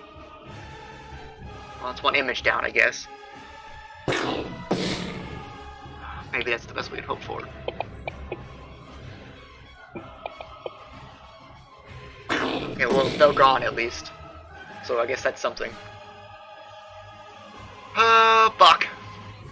She's mad. She's really She's fucking mad. She just got dealt a lot of damage. Yeah, she got an ice wall popped up in her gooch. So she's gonna cast Lightning Bolt at the person that hit her with the ice wall. She can't see Sirik. You don't have to see somebody to Oh throw no. an AoE at them. But you're gonna have to go through the wall? Let's see how this works out. This will be interesting. What does the wall say? Because the wall has HP, I think. Yeah. I mean, it's gonna obliterate that wall. Okay. So... Okay. She's going to cast Lightning Bolt. The wall is going to take the first amount of damage, and then Sirik's going to make a saving throw for the rest of it. Okay. Oh, that was a lot of dice. That was spectacularly low. How many hit points does the wall have? 30. 3? 30. It just breaks the wall. Holy shit. There's a bolt of lightning that explodes, destroying the wall completely, and for all intents and purposes, Sirik got off lucky. She put up the shield and deflected whatever remaining energy was running off that as it cascades all around her like lightning refracting. And that is going to take us to Alma. God. I'm having too much anxiety playing this. Oh, fuck. Alright, boo. A dreadlord Ghost dead. grants their strength. Oh, God. Alma-chan! You gotta cure wounds, Alma-chan. Thank you, God. Jihan. Oh, Jihan's with me. I can do this. With the power of Jihan and Ghost Dad on my side. Okay, Oh wow, come you are on. feeling a lot better. A lot refreshed from that. Come on, just fucking critter. That would be beautiful. I'll take... Why is she still have a mirror image? Oh, there's 3 of them? Fuck! There was 3 of them. That was the final one. Eat my ass.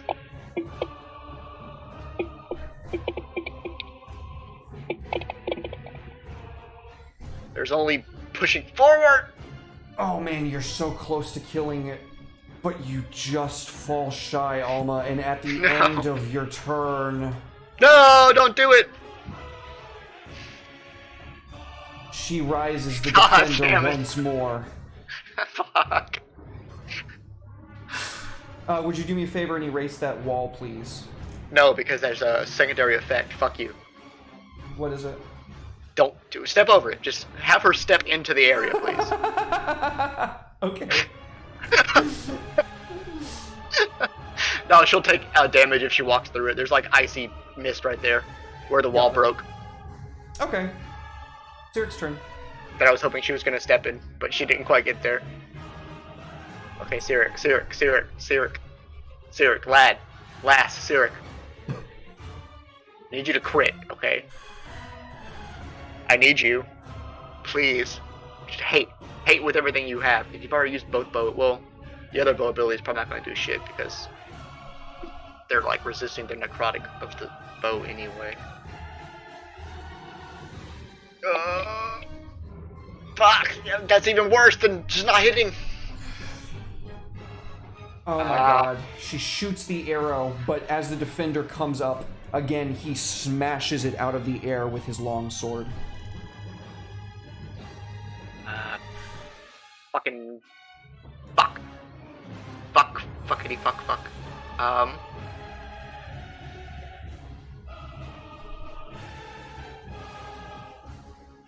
Shit. I don't know if I can risk the... No, there's no reason to risk the damage. If we can just hit her, it should be good. She has no more mirror image. Flintlock! Flintlock, please! Blam! Max damage. Goddamn it, now we gotta take care of the other one again. She splits apart into fragments, falling to the ground with a thunderous roar. And At this point, you might as well just be playing fucking Godskin Duo soundtrack. I'm finding Godskin Duo. Oh, I should have definitely been playing Godskin Duo soundtrack. That It's a would've been way nightmare. better. That would have been way better. This is an absolute nightmare. The defender is going to rush you, Alma. No, go away. Good thing you got dodge. Woo. A mighty swing above you. A mighty swing below, and as he wait. moves... No, I shouldn't be dodging. I Beybladed, didn't I? You did. That dodge shouldn't be there. If I'm gonna win this, I'm gonna win this because I fucking won it, not because I forgot to take a dodge off. Alright. So, let me... Thank you for being fair. How do I remove this? I can't seem to take it off.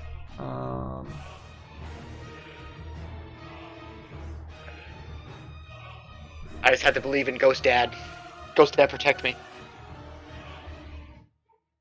Oh. Okay, a mighty swing above you. Ah, It's but okay, he does that's hit fine. with the second one. Luckily, Chihan gave us some help. And he didn't roll great on his damage. He gets a glancing blow across your gut, and you can feel another gout of blood spray out like a fucking, what's that guy's name? Out of blood. The painter? Van Gogh? No. Pollock. Painter. Jackson I don't know Pollock. who the... Never heard of him. He does impressionist artwork with a lot of paint splatters and stuff. That's what your blood looks like coming out of your guts. But you dodge the bite attack as well. God damn, dude. Dude, if I was eating an edible right now, I'd actually have a panic attack. Yeah, you might. This is stressing me out. A fucking palm sweaty knee spaghetti over here.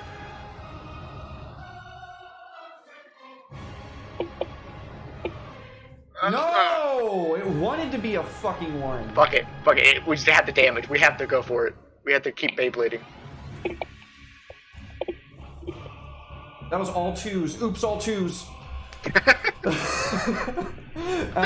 You get a pretty solid blow in the kidney, but this creature does not need its kidneys. Fuck! Nothing here needs its kidneys. All we can do is just keep shooting. Oh, this thing doesn't use ammo. Fuck you. Oh, thank God it hit. Fuck.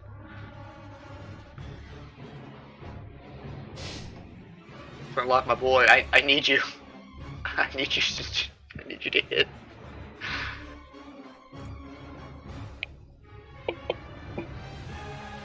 Okay, I'll take it. A crit would have been beautiful, but I'll take at least hitting him. Blam! Horse cannon crit, maybe? Okay, I'll take a hit.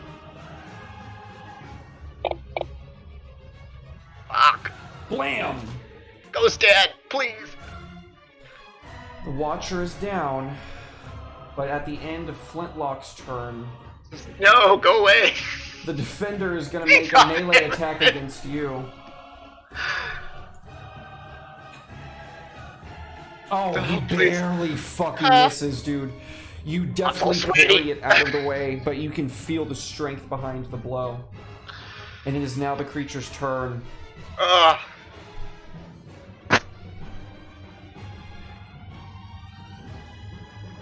Can he move here and still be in your threat range? Yep. He, fast as light, flicks around you and makes an attack at Flintlock, scoring a hit. No! And chopping off an arm. That's even worse! He loosens the arm from the poor Gobbo at the wrist, and we can see the blood pump out as the Gobbo falls to the ground, crying out, "Ah! Ah! Ah!" before, with a final, the pommel is driven into the back of his skull. And now he's going to attack you. You fucking dick! Fuck! Oh, that's a lot of damage. Oh, Jesus. He just swiftly slices around with the same momentum that he popped the little Gobbo in the head. He thrusts his blade at you, stabbing you through the guts in the same spot that he slashed you a minute ago. So much pain shooting down your spine that you're getting weak to the knees. And he's going to make his final bite attack against you. Oh god, no, please miss. Dodge! Ah! Oh. And as he's going to lash down on you, you put up your blade in his mouth, forcing him to bite down on the cold steel. And it is your turn. God fucking damn it!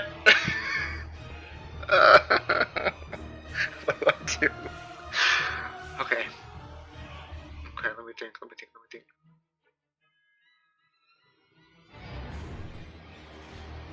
Oh. If I can do that, okay. Come on, Alma. I'll take it.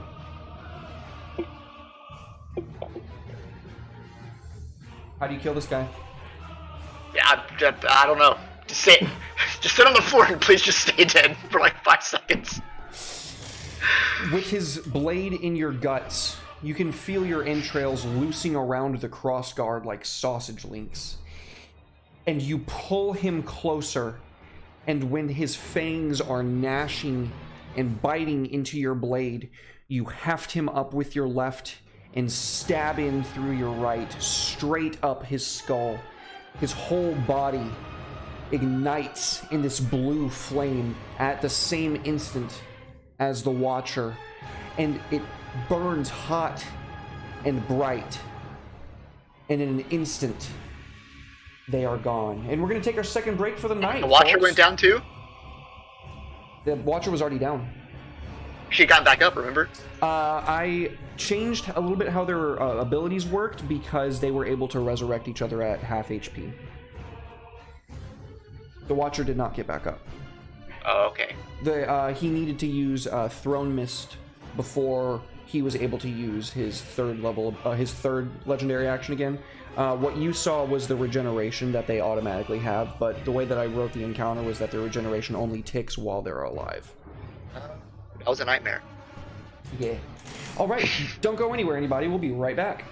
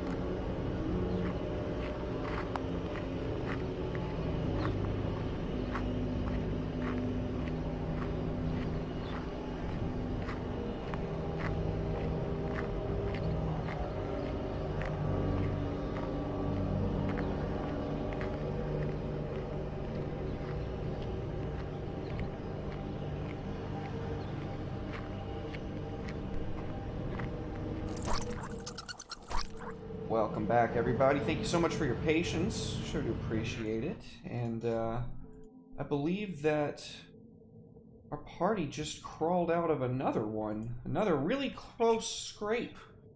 The smoldering bodies, charred within now blackened armor, cease to be before your eyes. And you can feel a cold chill still throughout the air. A black mass of shadow leeches out from around the throne. And when it congeals into this swirling mass of black mist, it solidifies in the form of Count Strahd. Oh god, please.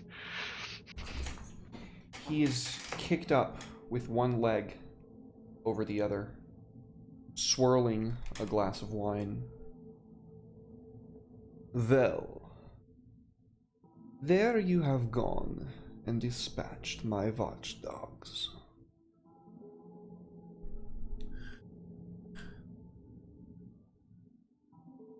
They started it. They were only doing their jobs. And we were only doing ours, which is surviving.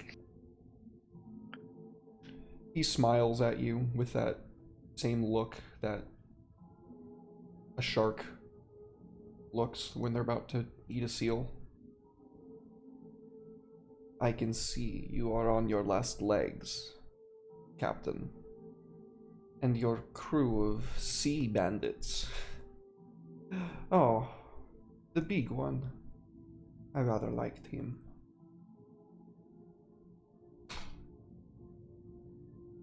Yeah, he'll be fine. Can't keep a good orc down. I might. But it is no small feat to achieve a victory over the Watchers and the Defender of my throne. For this, I will grant you a boon. Tell me, Alma, what could I give you?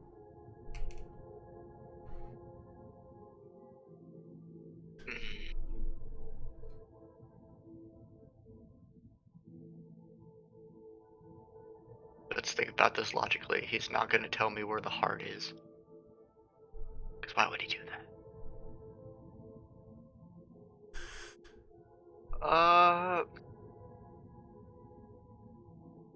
Well, you know, my work's pretty valuable. You could give us that nice tower of your vault, you know, the adamantine one. Over my corpse. Technically, you're already a corpse, aren't you? But I still walk, and I still talk, and I still drink, he says, taking a sip from his goblet. The Heart of Darkness is also something we could, you know, take a look at. I hear it's quite impressive. He stops mid-sip.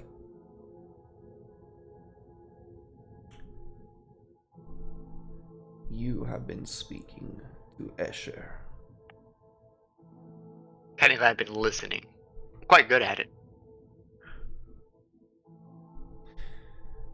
Believe me or don't, that one is simply waiting to get close enough to your neck.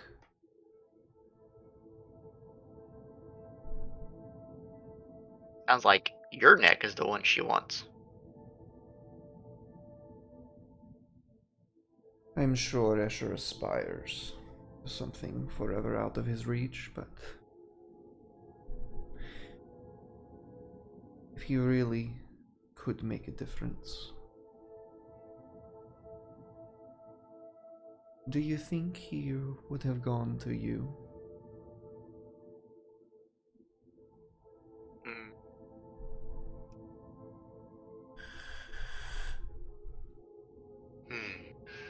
That is a good point. Well, I guess we'll just take our leaves of this hellhole you call a house. By all means, you know where the door is. Actually, I don't. It's quite big in here. That's how I stumbled into the throne room in the first place.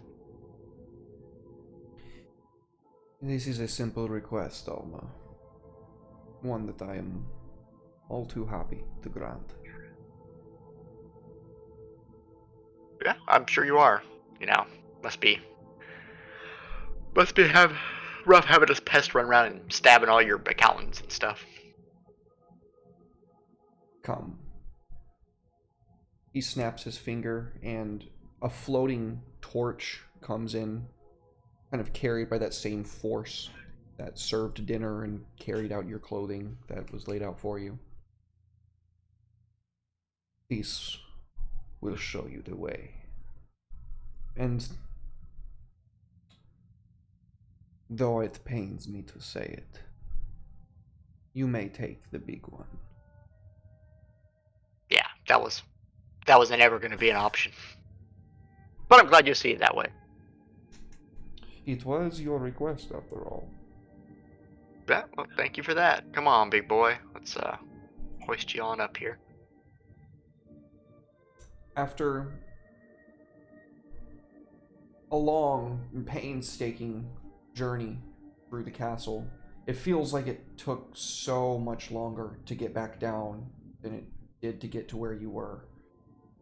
You are escorted back out to the very gates of Castle Ravenloft, and when you make your way across the drawbridge,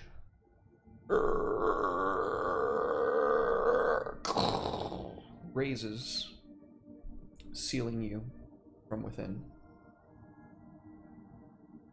Ah, thank God we're out of that fucking shithole. Jesus. Oh, that was really scary. Yeah. Yeah, you know it's scary when you use a boon from Strahd to just be like, can we leave? Can we just not be here anymore? Dang, it's a solid request. I mean, we got like pockets full of, what, 20,000 gold at this point? We're fine. Fuck Asher. Like Strahd says, I don't even know if he's telling us the truth. And he's costing my crew lives at this point. I tried to get the treasure tower, and that's all I cared about. Where would you like to go, Alma? Back to fucking Valakia, that's for sure. Alright. Actually, we should probably stop by the windmill. We can rest at the windmill just as much. The windmill is on the way. Yep, we need to get our potions refilled. Make sure everyone there's fine. Give Gore some time to come back.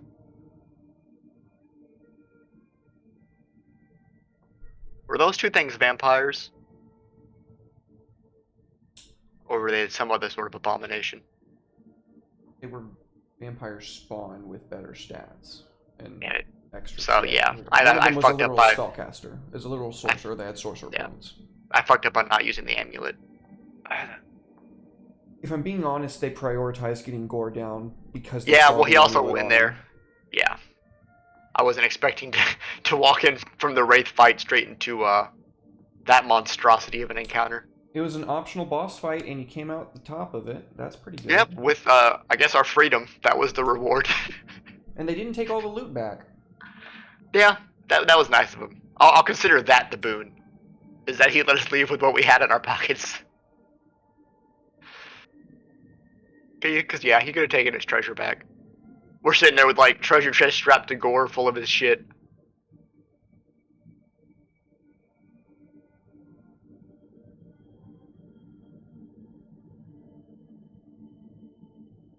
Tough fight. You make it past the gates and around the bend. And you can see shadows in the forest stalking you along the road. I need perception checks. Wait, are we walking? You're dragging Gore. Oh, damn it. That fucker didn't even give us a carriage. No. Perception checks.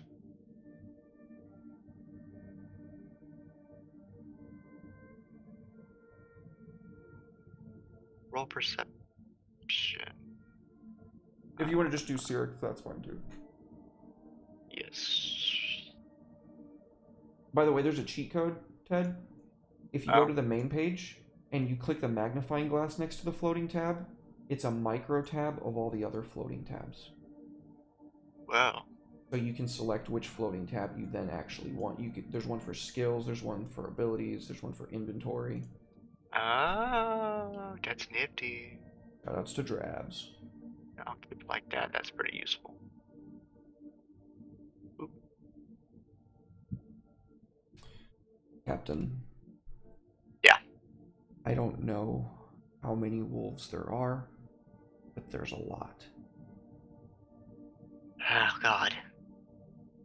What do we do?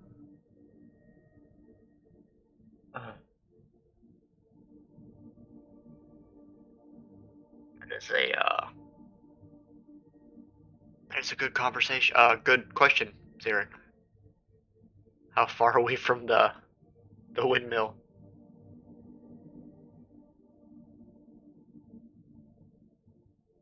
We're still a good few hours.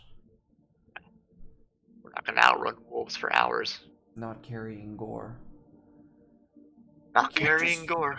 Leave him, can we? Oh no, he's got all the fucking loot. Yeah. We can't leave him for a multitude of reasons. Maybe we can just find a abandoned cottage or something to hunker down in. It would be nice if Esmeralda showed up.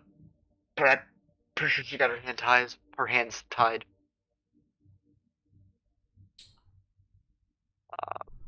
Give me a luck roll. How do I do that? Just a d20. Where I In the get tower, please. to the tower.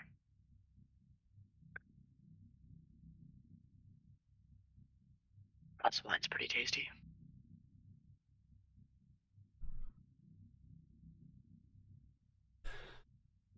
Amongst these wolves strides out a larger one. And before all of your eyes, it shifts into the form of a young man. You have come from our lord's castle. Yeah. We stopped by for dinner. Well, we were invited. We didn't just stop in. You are his guests. Yes. As you can see.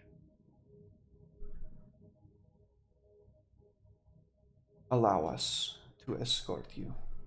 Ah, thank God, you great wolves. Yes, that would be lovely. Such hospitality from your lord is much appreciated. He doesn't really make any sign of taking whatever you say. He merely turns around and morphs back into his larger form, and the rest of the wolves slink back into the woods. You don't see hide nor hair of them the whole time, but you feel the whole journey all the way back to the windmill. How like stressful. You are being watched. Jesus Christ. We hate Barovia. Oh, that's not the right map. That's not the right map. You'll get there. Third time's a charm.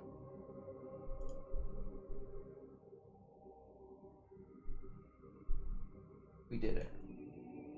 We did it. Bedraggled and world-weary, the party arrives back to the windmill. You find everything cleaned once more, and Ismark helps you pull Gorgonor into the bed upstairs, where he lays resting.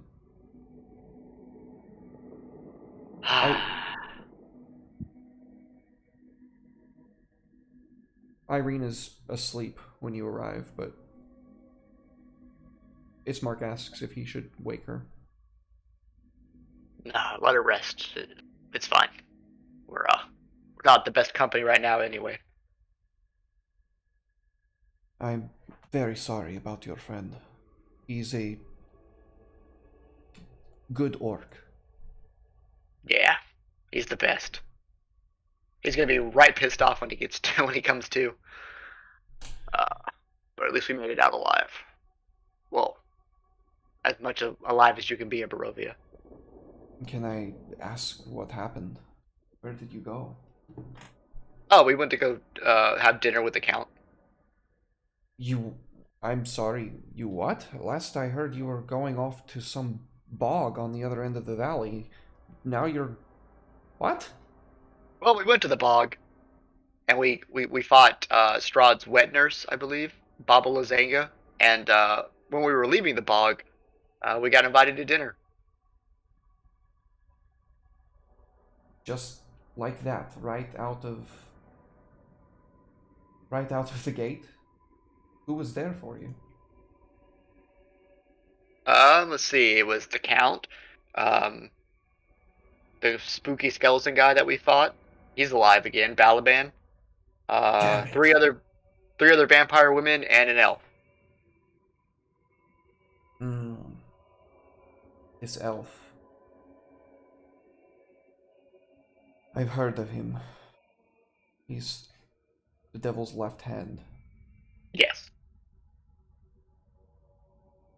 I believe he goes by the name Casimir, but his true name is something else. Yeah, he's not very nice either, but I guess technically none of them are. But then we fought his throne watchers, and this all happened, so. It must have been a mighty foe to have taken your orc from you. Yeah. But we stole a bunch of his gold, so I guess we got that going for us. How much of it did you get? This whole We sure. chest. Flintlock slaps it. Yep. About, I believe it was 1,500 platinum, 1,000 platinum. And then plus the 500 from the book. I already counted that, yeah. What? Oh shit, there was a... Yeah, oh, that's you're 1,500. I'm a pirate, I count my platinum. right. Oh yeah, no, you're right. When you have Flintlock open the chest to show off the booty, Ismark, his eyes go wide and his jaw drops. Nobody in Barovia has ever seen that kind of wealth before. Ever. And he's just flabbergasted, like, oh my god. Oh, you think that's a lot? You should have seen the place we got this from. This is like all that we could actually carry with us. He's got a whole tower full of this shit. And the fucking tower? Tell him about the tower, Captain. It's the best part. Oh, it's making me queasy just thinking about it. But yeah, the tower is made out of adamantium. I must confess I do not know this word. Alma just looks at Flintlock like, it's beyond him. Basically, if you took iron and compressed it to like 10 iron, like right next to each other. I don't know what he means. Okay, it's Mark. Imagine like a castle battlement, right? You know what that is? Yes. Okay, so same height, same density, same proportion, but it's made out of adamantium, and each pound of that tower is worth about 10,000 gold.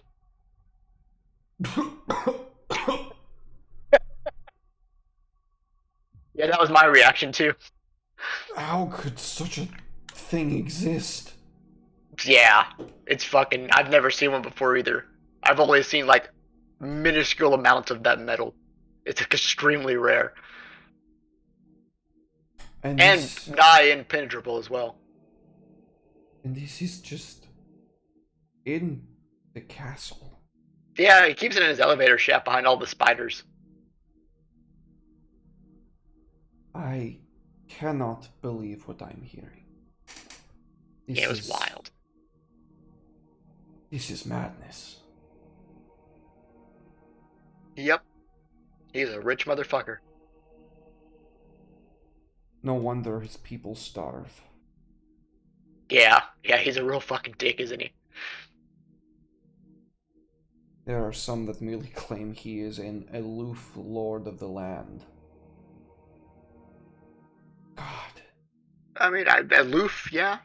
He definitely is, what's the word? Tunnel visioned, single minded sometimes. All the time.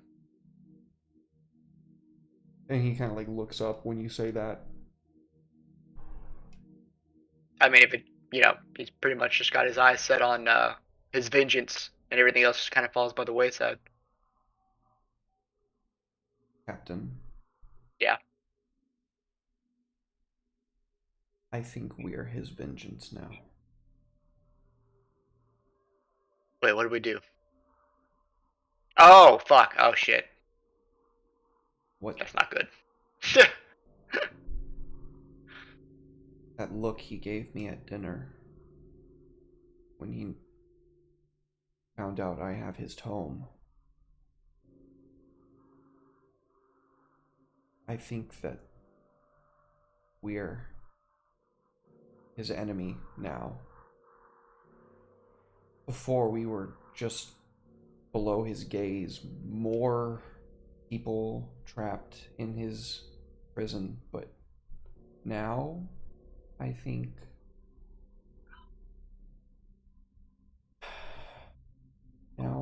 we have his gaze. All for a book.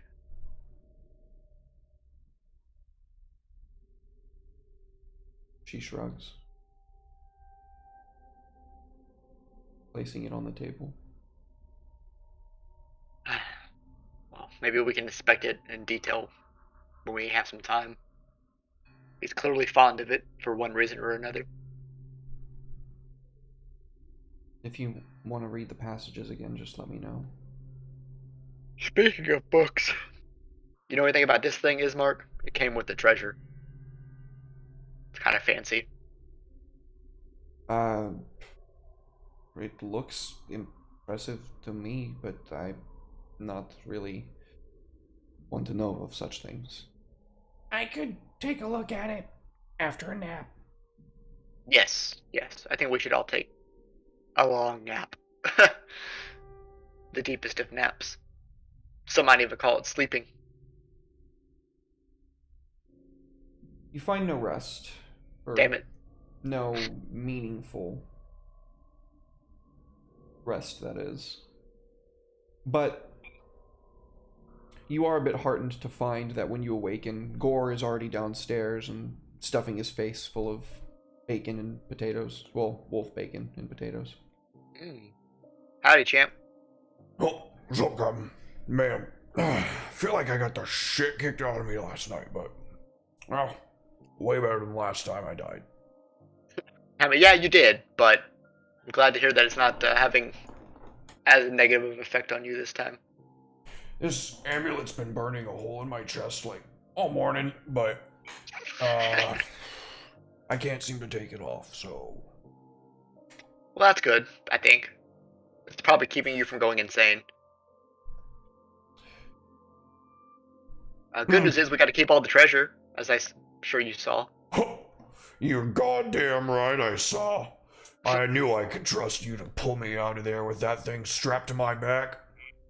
Of course.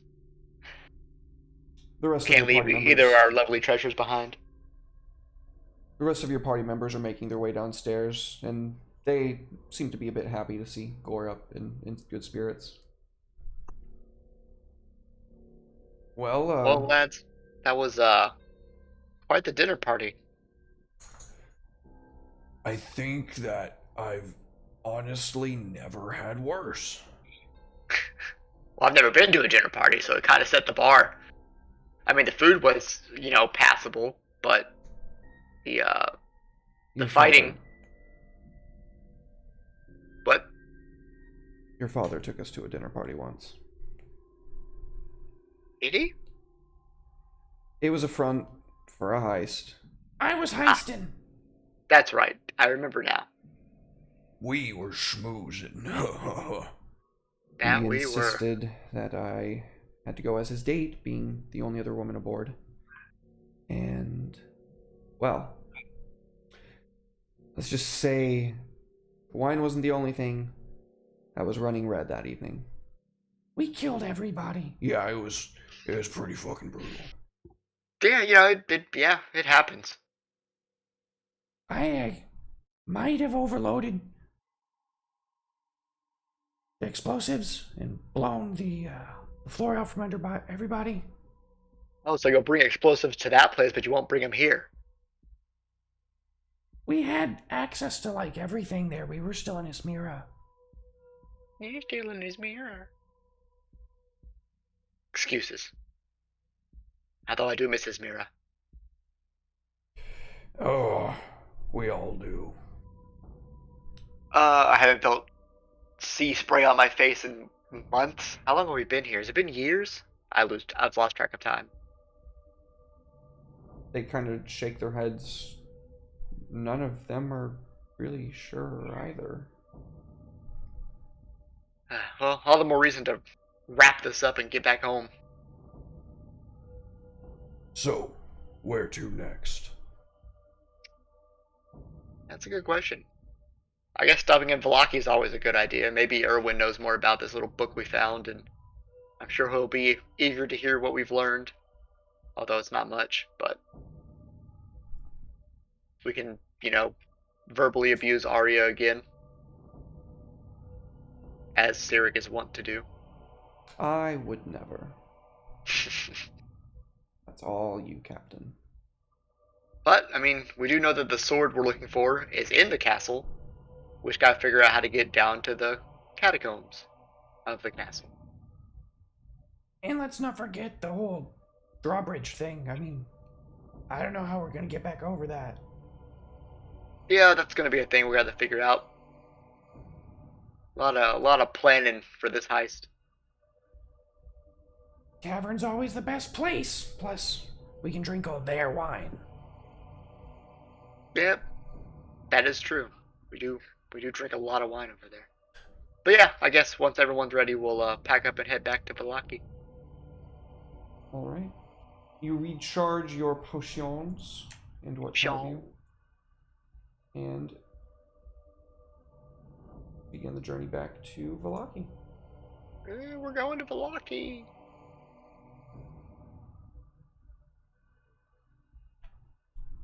Boop, boop. Oh, jeez.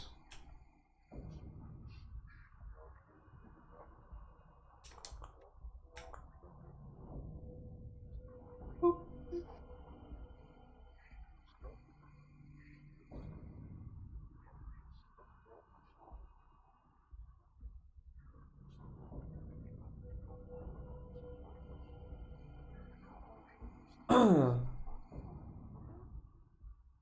This will make you feel better, Todd. Oh no.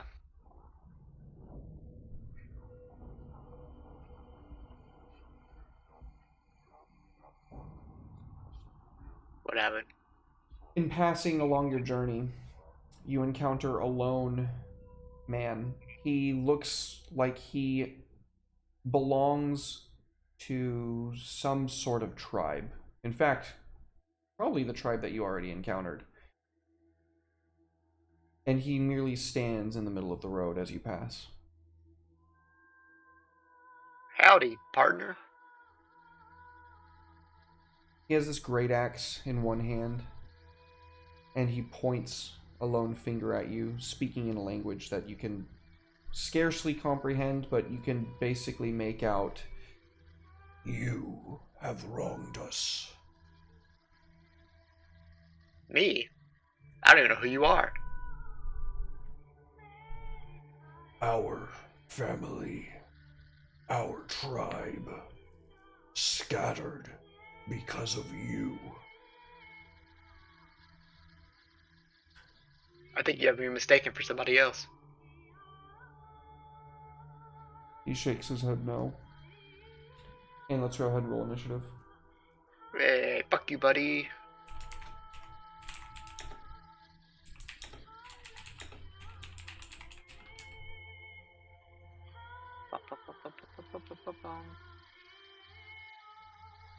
Initiative.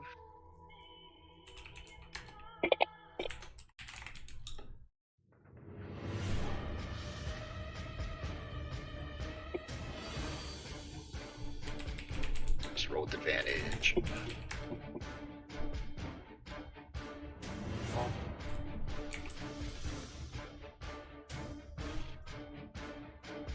Flintlock goes first. Fuck him up, Flintlock. Don't know what his problem is, but he needs to get the hell out of our way. Okay, well, Flintlock still is on his typical don't feel like hitting spree. How far we've fallen from crit lock. Barovia is taking its toll on him. He's got PTSD, dude. Can't hold it against him. That's fucked It's up. certainly seeming that way. Alright, Alma's turn. Alma, stab him.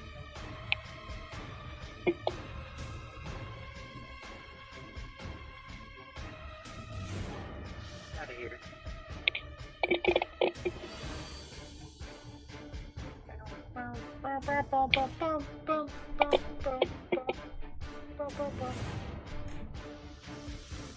Gorgonor. Go, Gorgonor.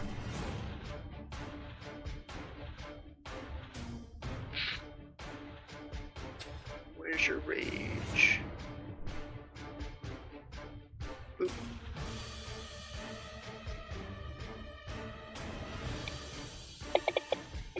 Oh lordy. Whack. One more time, go give it to him. Get that dead rust out of your bones. Oh, Jesus Christ, brutal. Yeah. Yeah, the team just like ganks. You guys just gank him. He rushes you, and you all just like obliterate this guy in no time whatsoever. What he was so mad about. Well, he clearly felt that you wronged him. I mean, yeah, I guess. He believed it enough to die for it. He did. But hey, it made you guys feel better about yourselves, and you kind of needed that, if I'm being honest. Yeah.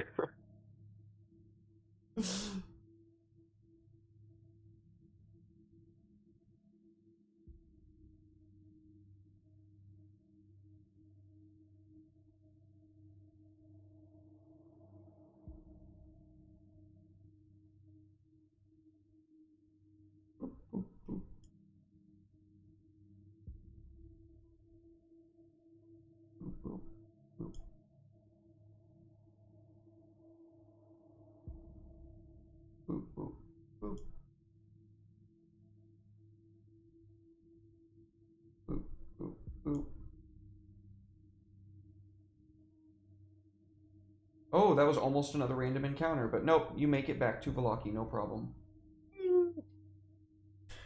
We did it. As you arrive, you can see that the guards are much better outfitted than the last time that you saw them at the gate, and they are quite warm to accept you when you arrive. They quickly pull the gate back, recognizing you for who you are, and guard number 4 comes down off his perch and slaps you on the shoulder, saying, "Captain!" I've never been so moist in my life. Hello, guard number 4. It's Ivan, but it's good to see you. It's good to see you too, pal. How are things at Vallaki? Much better since the last time you were here. Erwin was able to open trade with some of the Vistani, and we are able to get much better gear now. In fact, he might even have more at his shop to show you. Oh, that's great. We were going to see him anyway. I had some questions for him, and I'm sure he wants to hear about our dinner with the Count and everything. Excuse me. Will you be here long? It's always hard to tell. You never know when we're gonna be whisked away to die again for something. Well, if you're still at the tavern when I get off shift in a few hours, I'll meet you for a drink. On me. That'd be a fucking honor. With another clap on your shoulder, he makes his way back up to his post and gets back What to an absolute watching. Chad. Oh boy, he's watching. What an absolute You legend. journey through town until you make your way back to the inn, and it is at this point that I can show you another cool thing. Ah, cool thing. Yeah, the Drabs gave us. Grabs gives us so much shit. Drabs gave us so much shit.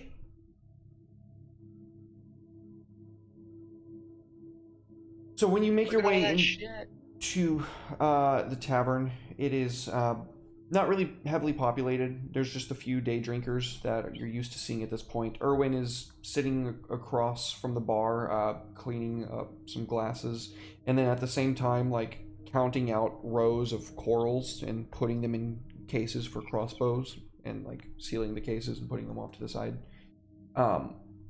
He greets you as you come in. Welcome, Captain. Well, how are you doing, Erwin? Things have been, to be quite honest, better since the last we saw you. That's good, that's good. We had dinner with the Count. You're kidding. Flintlock, show him the chest. He just elbows it and it pops open. His eyes go wide and his mouth kind of drops open the same way that his marks did. Everybody in the bar stops what they're doing and is looking at you guys now. And you see them kind of greedily like lick their lips and like a couple of them like rub their hands together. Yeah, we stole this from the personal vault of Count Strahd von Zarevich. It's probably cursed as fuck. They all kind of, oh shit!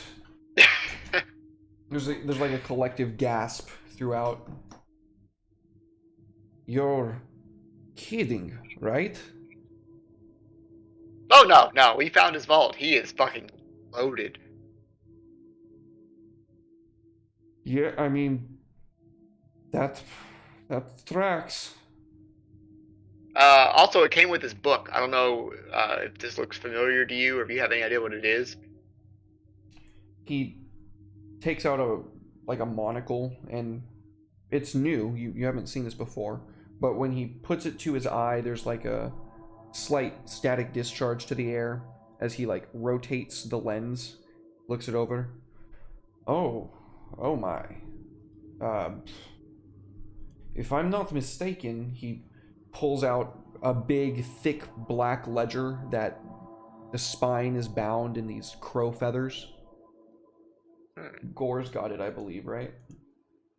The book, yes.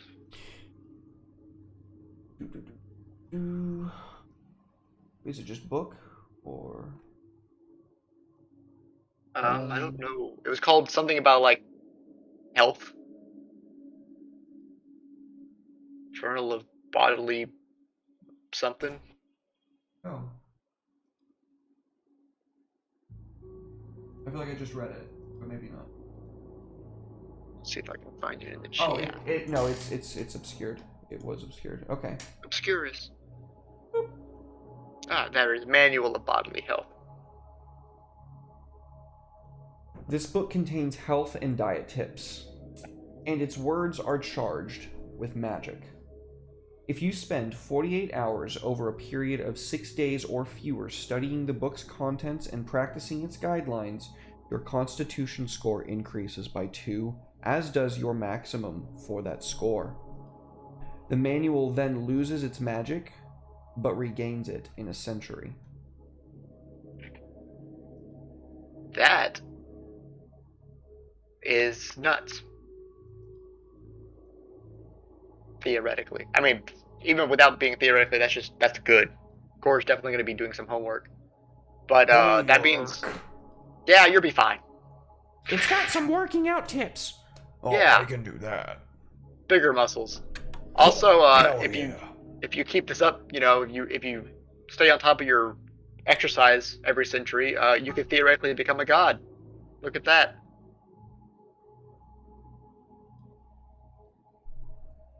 That's nuts. His eyes sparkle as he slowly pans upward. The light behind him starts to fade, and we can just see this soft light like glazing over his green face as a little tear wobbles in the corner of his eyes. Captain, Yeah. this place ain't all bad. Yeah, it looks here. If you keep reading this every so often, you will be literally the physical embodiment of physicality, for lack of a better word. Well, You will be the swollest. that might make your ancestors pretty happy, Gore. Yeah. Yeah, I think it might. Well, there, it's all yours, buddy. He takes it and like, I never thought I'd love a book so much. Just be sure you spend some time reading it every day. I'll read it every day. Oh, while we have you here, Erwin, we found all this random shit too. There's this alchemy thingy, this helmet, and this stick. okay, let's take a look at the alchemy thingy first. I should just leave Gore's inventory open. I'm gonna go to a floating tab for him. Pow. There we go, that'll solve it for me. Okay. The alchemy jug. This ceramic jug appears to be able to hold a gallon of liquid and weighs 12 pounds whether full or empty. The sloshing sounds can be heard from within the jug when it is shaken, even if the jug is empty. You can use an action and name one liquid from the table below to cause the jug to produce the chosen liquid. Afterward, you can uncork the plug as an action and pour that liquid out up to 2 gallons per minute. The maximum amount of the liquid the jug can produce depends on the liquid you named. Once the jug starts producing a liquid, it can't produce a different one or more of that one has reached its maximum once it's reached its maximum until the next dawn.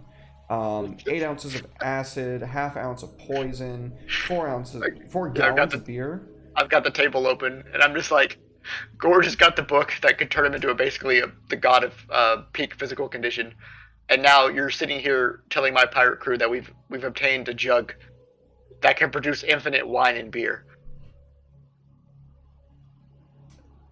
It ain't all bad.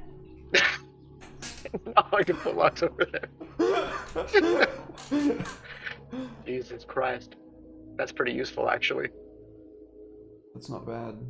No, All right. acid, basic poison, mayonnaise. Mayonnaise. 2 gallons of mayonnaise. 2 gallons of mayonnaise? Bro, you remember playing Project Zomboid? How many fucking calories are in mayonnaise? You could live off of that if you're in like a survival situation. I mean, you wouldn't want to, but you could. Well, we could. The Jesus. helmet The helmet I am familiar with as a player. is a helm of brilliance. Yep. The one. The All question of is, how its much shit daylight does it have in it? spells, crystals are missing. Daylight spells. What are those, the diamonds? Yep. Unfortunate.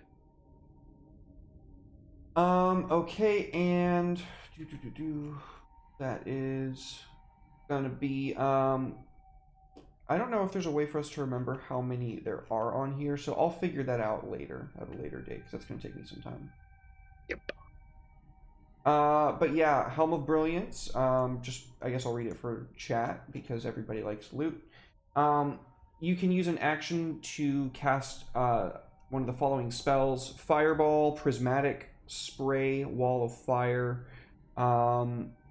It's consumable. There's like a consumable amount of gems that you use to throw it.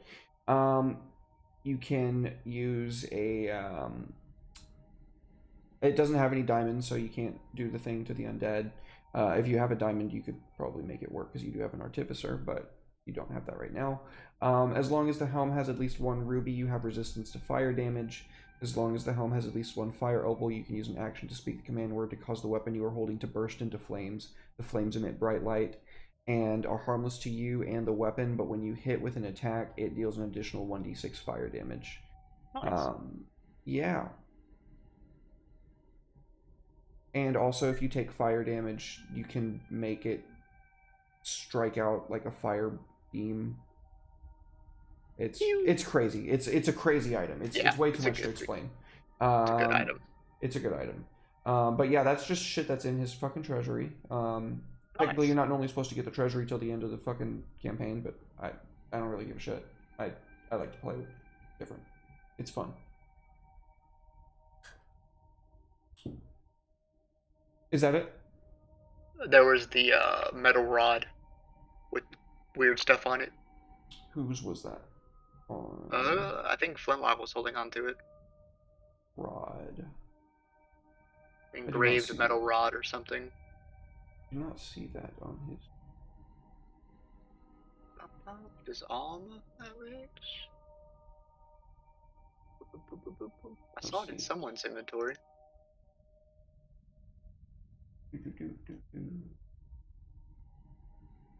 I don't see it. No, who the hell has it? I know for. I'm pretty sure it was on... Gore has it. Fine rod. I'm pretty sure I remember what it was too. Yeah, it's a Rod of the Pact Keeper +1, which honestly isn't really beneficial to anybody here. Yay. Because nobody's a warlock. I thought it might be the immovable rod, and I was gonna play around with that. That would be fucking crazy. All that. But that's fine. Erwin, after inspecting all of these things, goes on to say, in fact, Alma, things have been so good here that I've been able to open the trade with Vistani. You will find that while the prices you are paying are exorbitant, I have many things that might interest you now. Ooh, that's very good news. Boop. What are you booping at?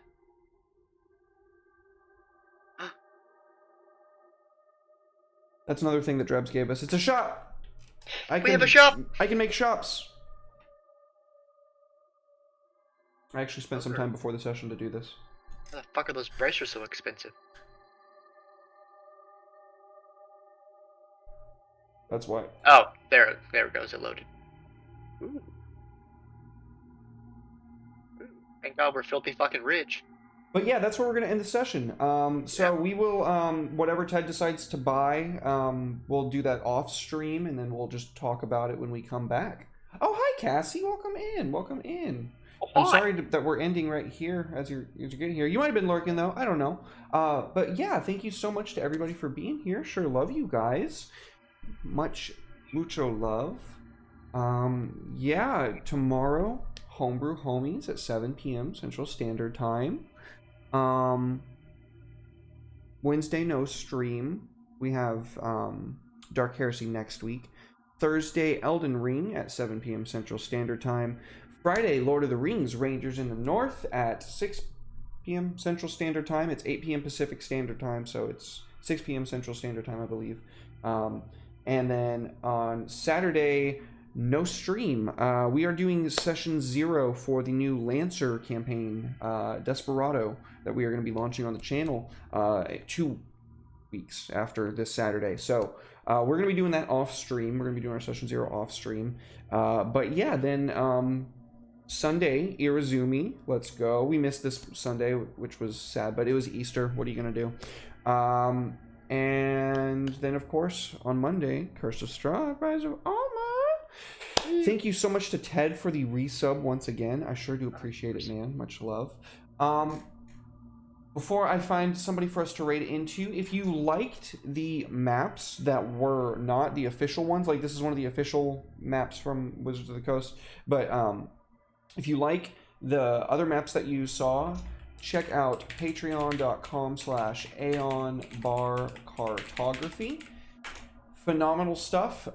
Pretty much all of Curse of Strahd is done, plus a lot of the redux that Dragna Carta inspired a lot of people, and like the Thane and stuff. He did a map for the Warlock, or for the Thane.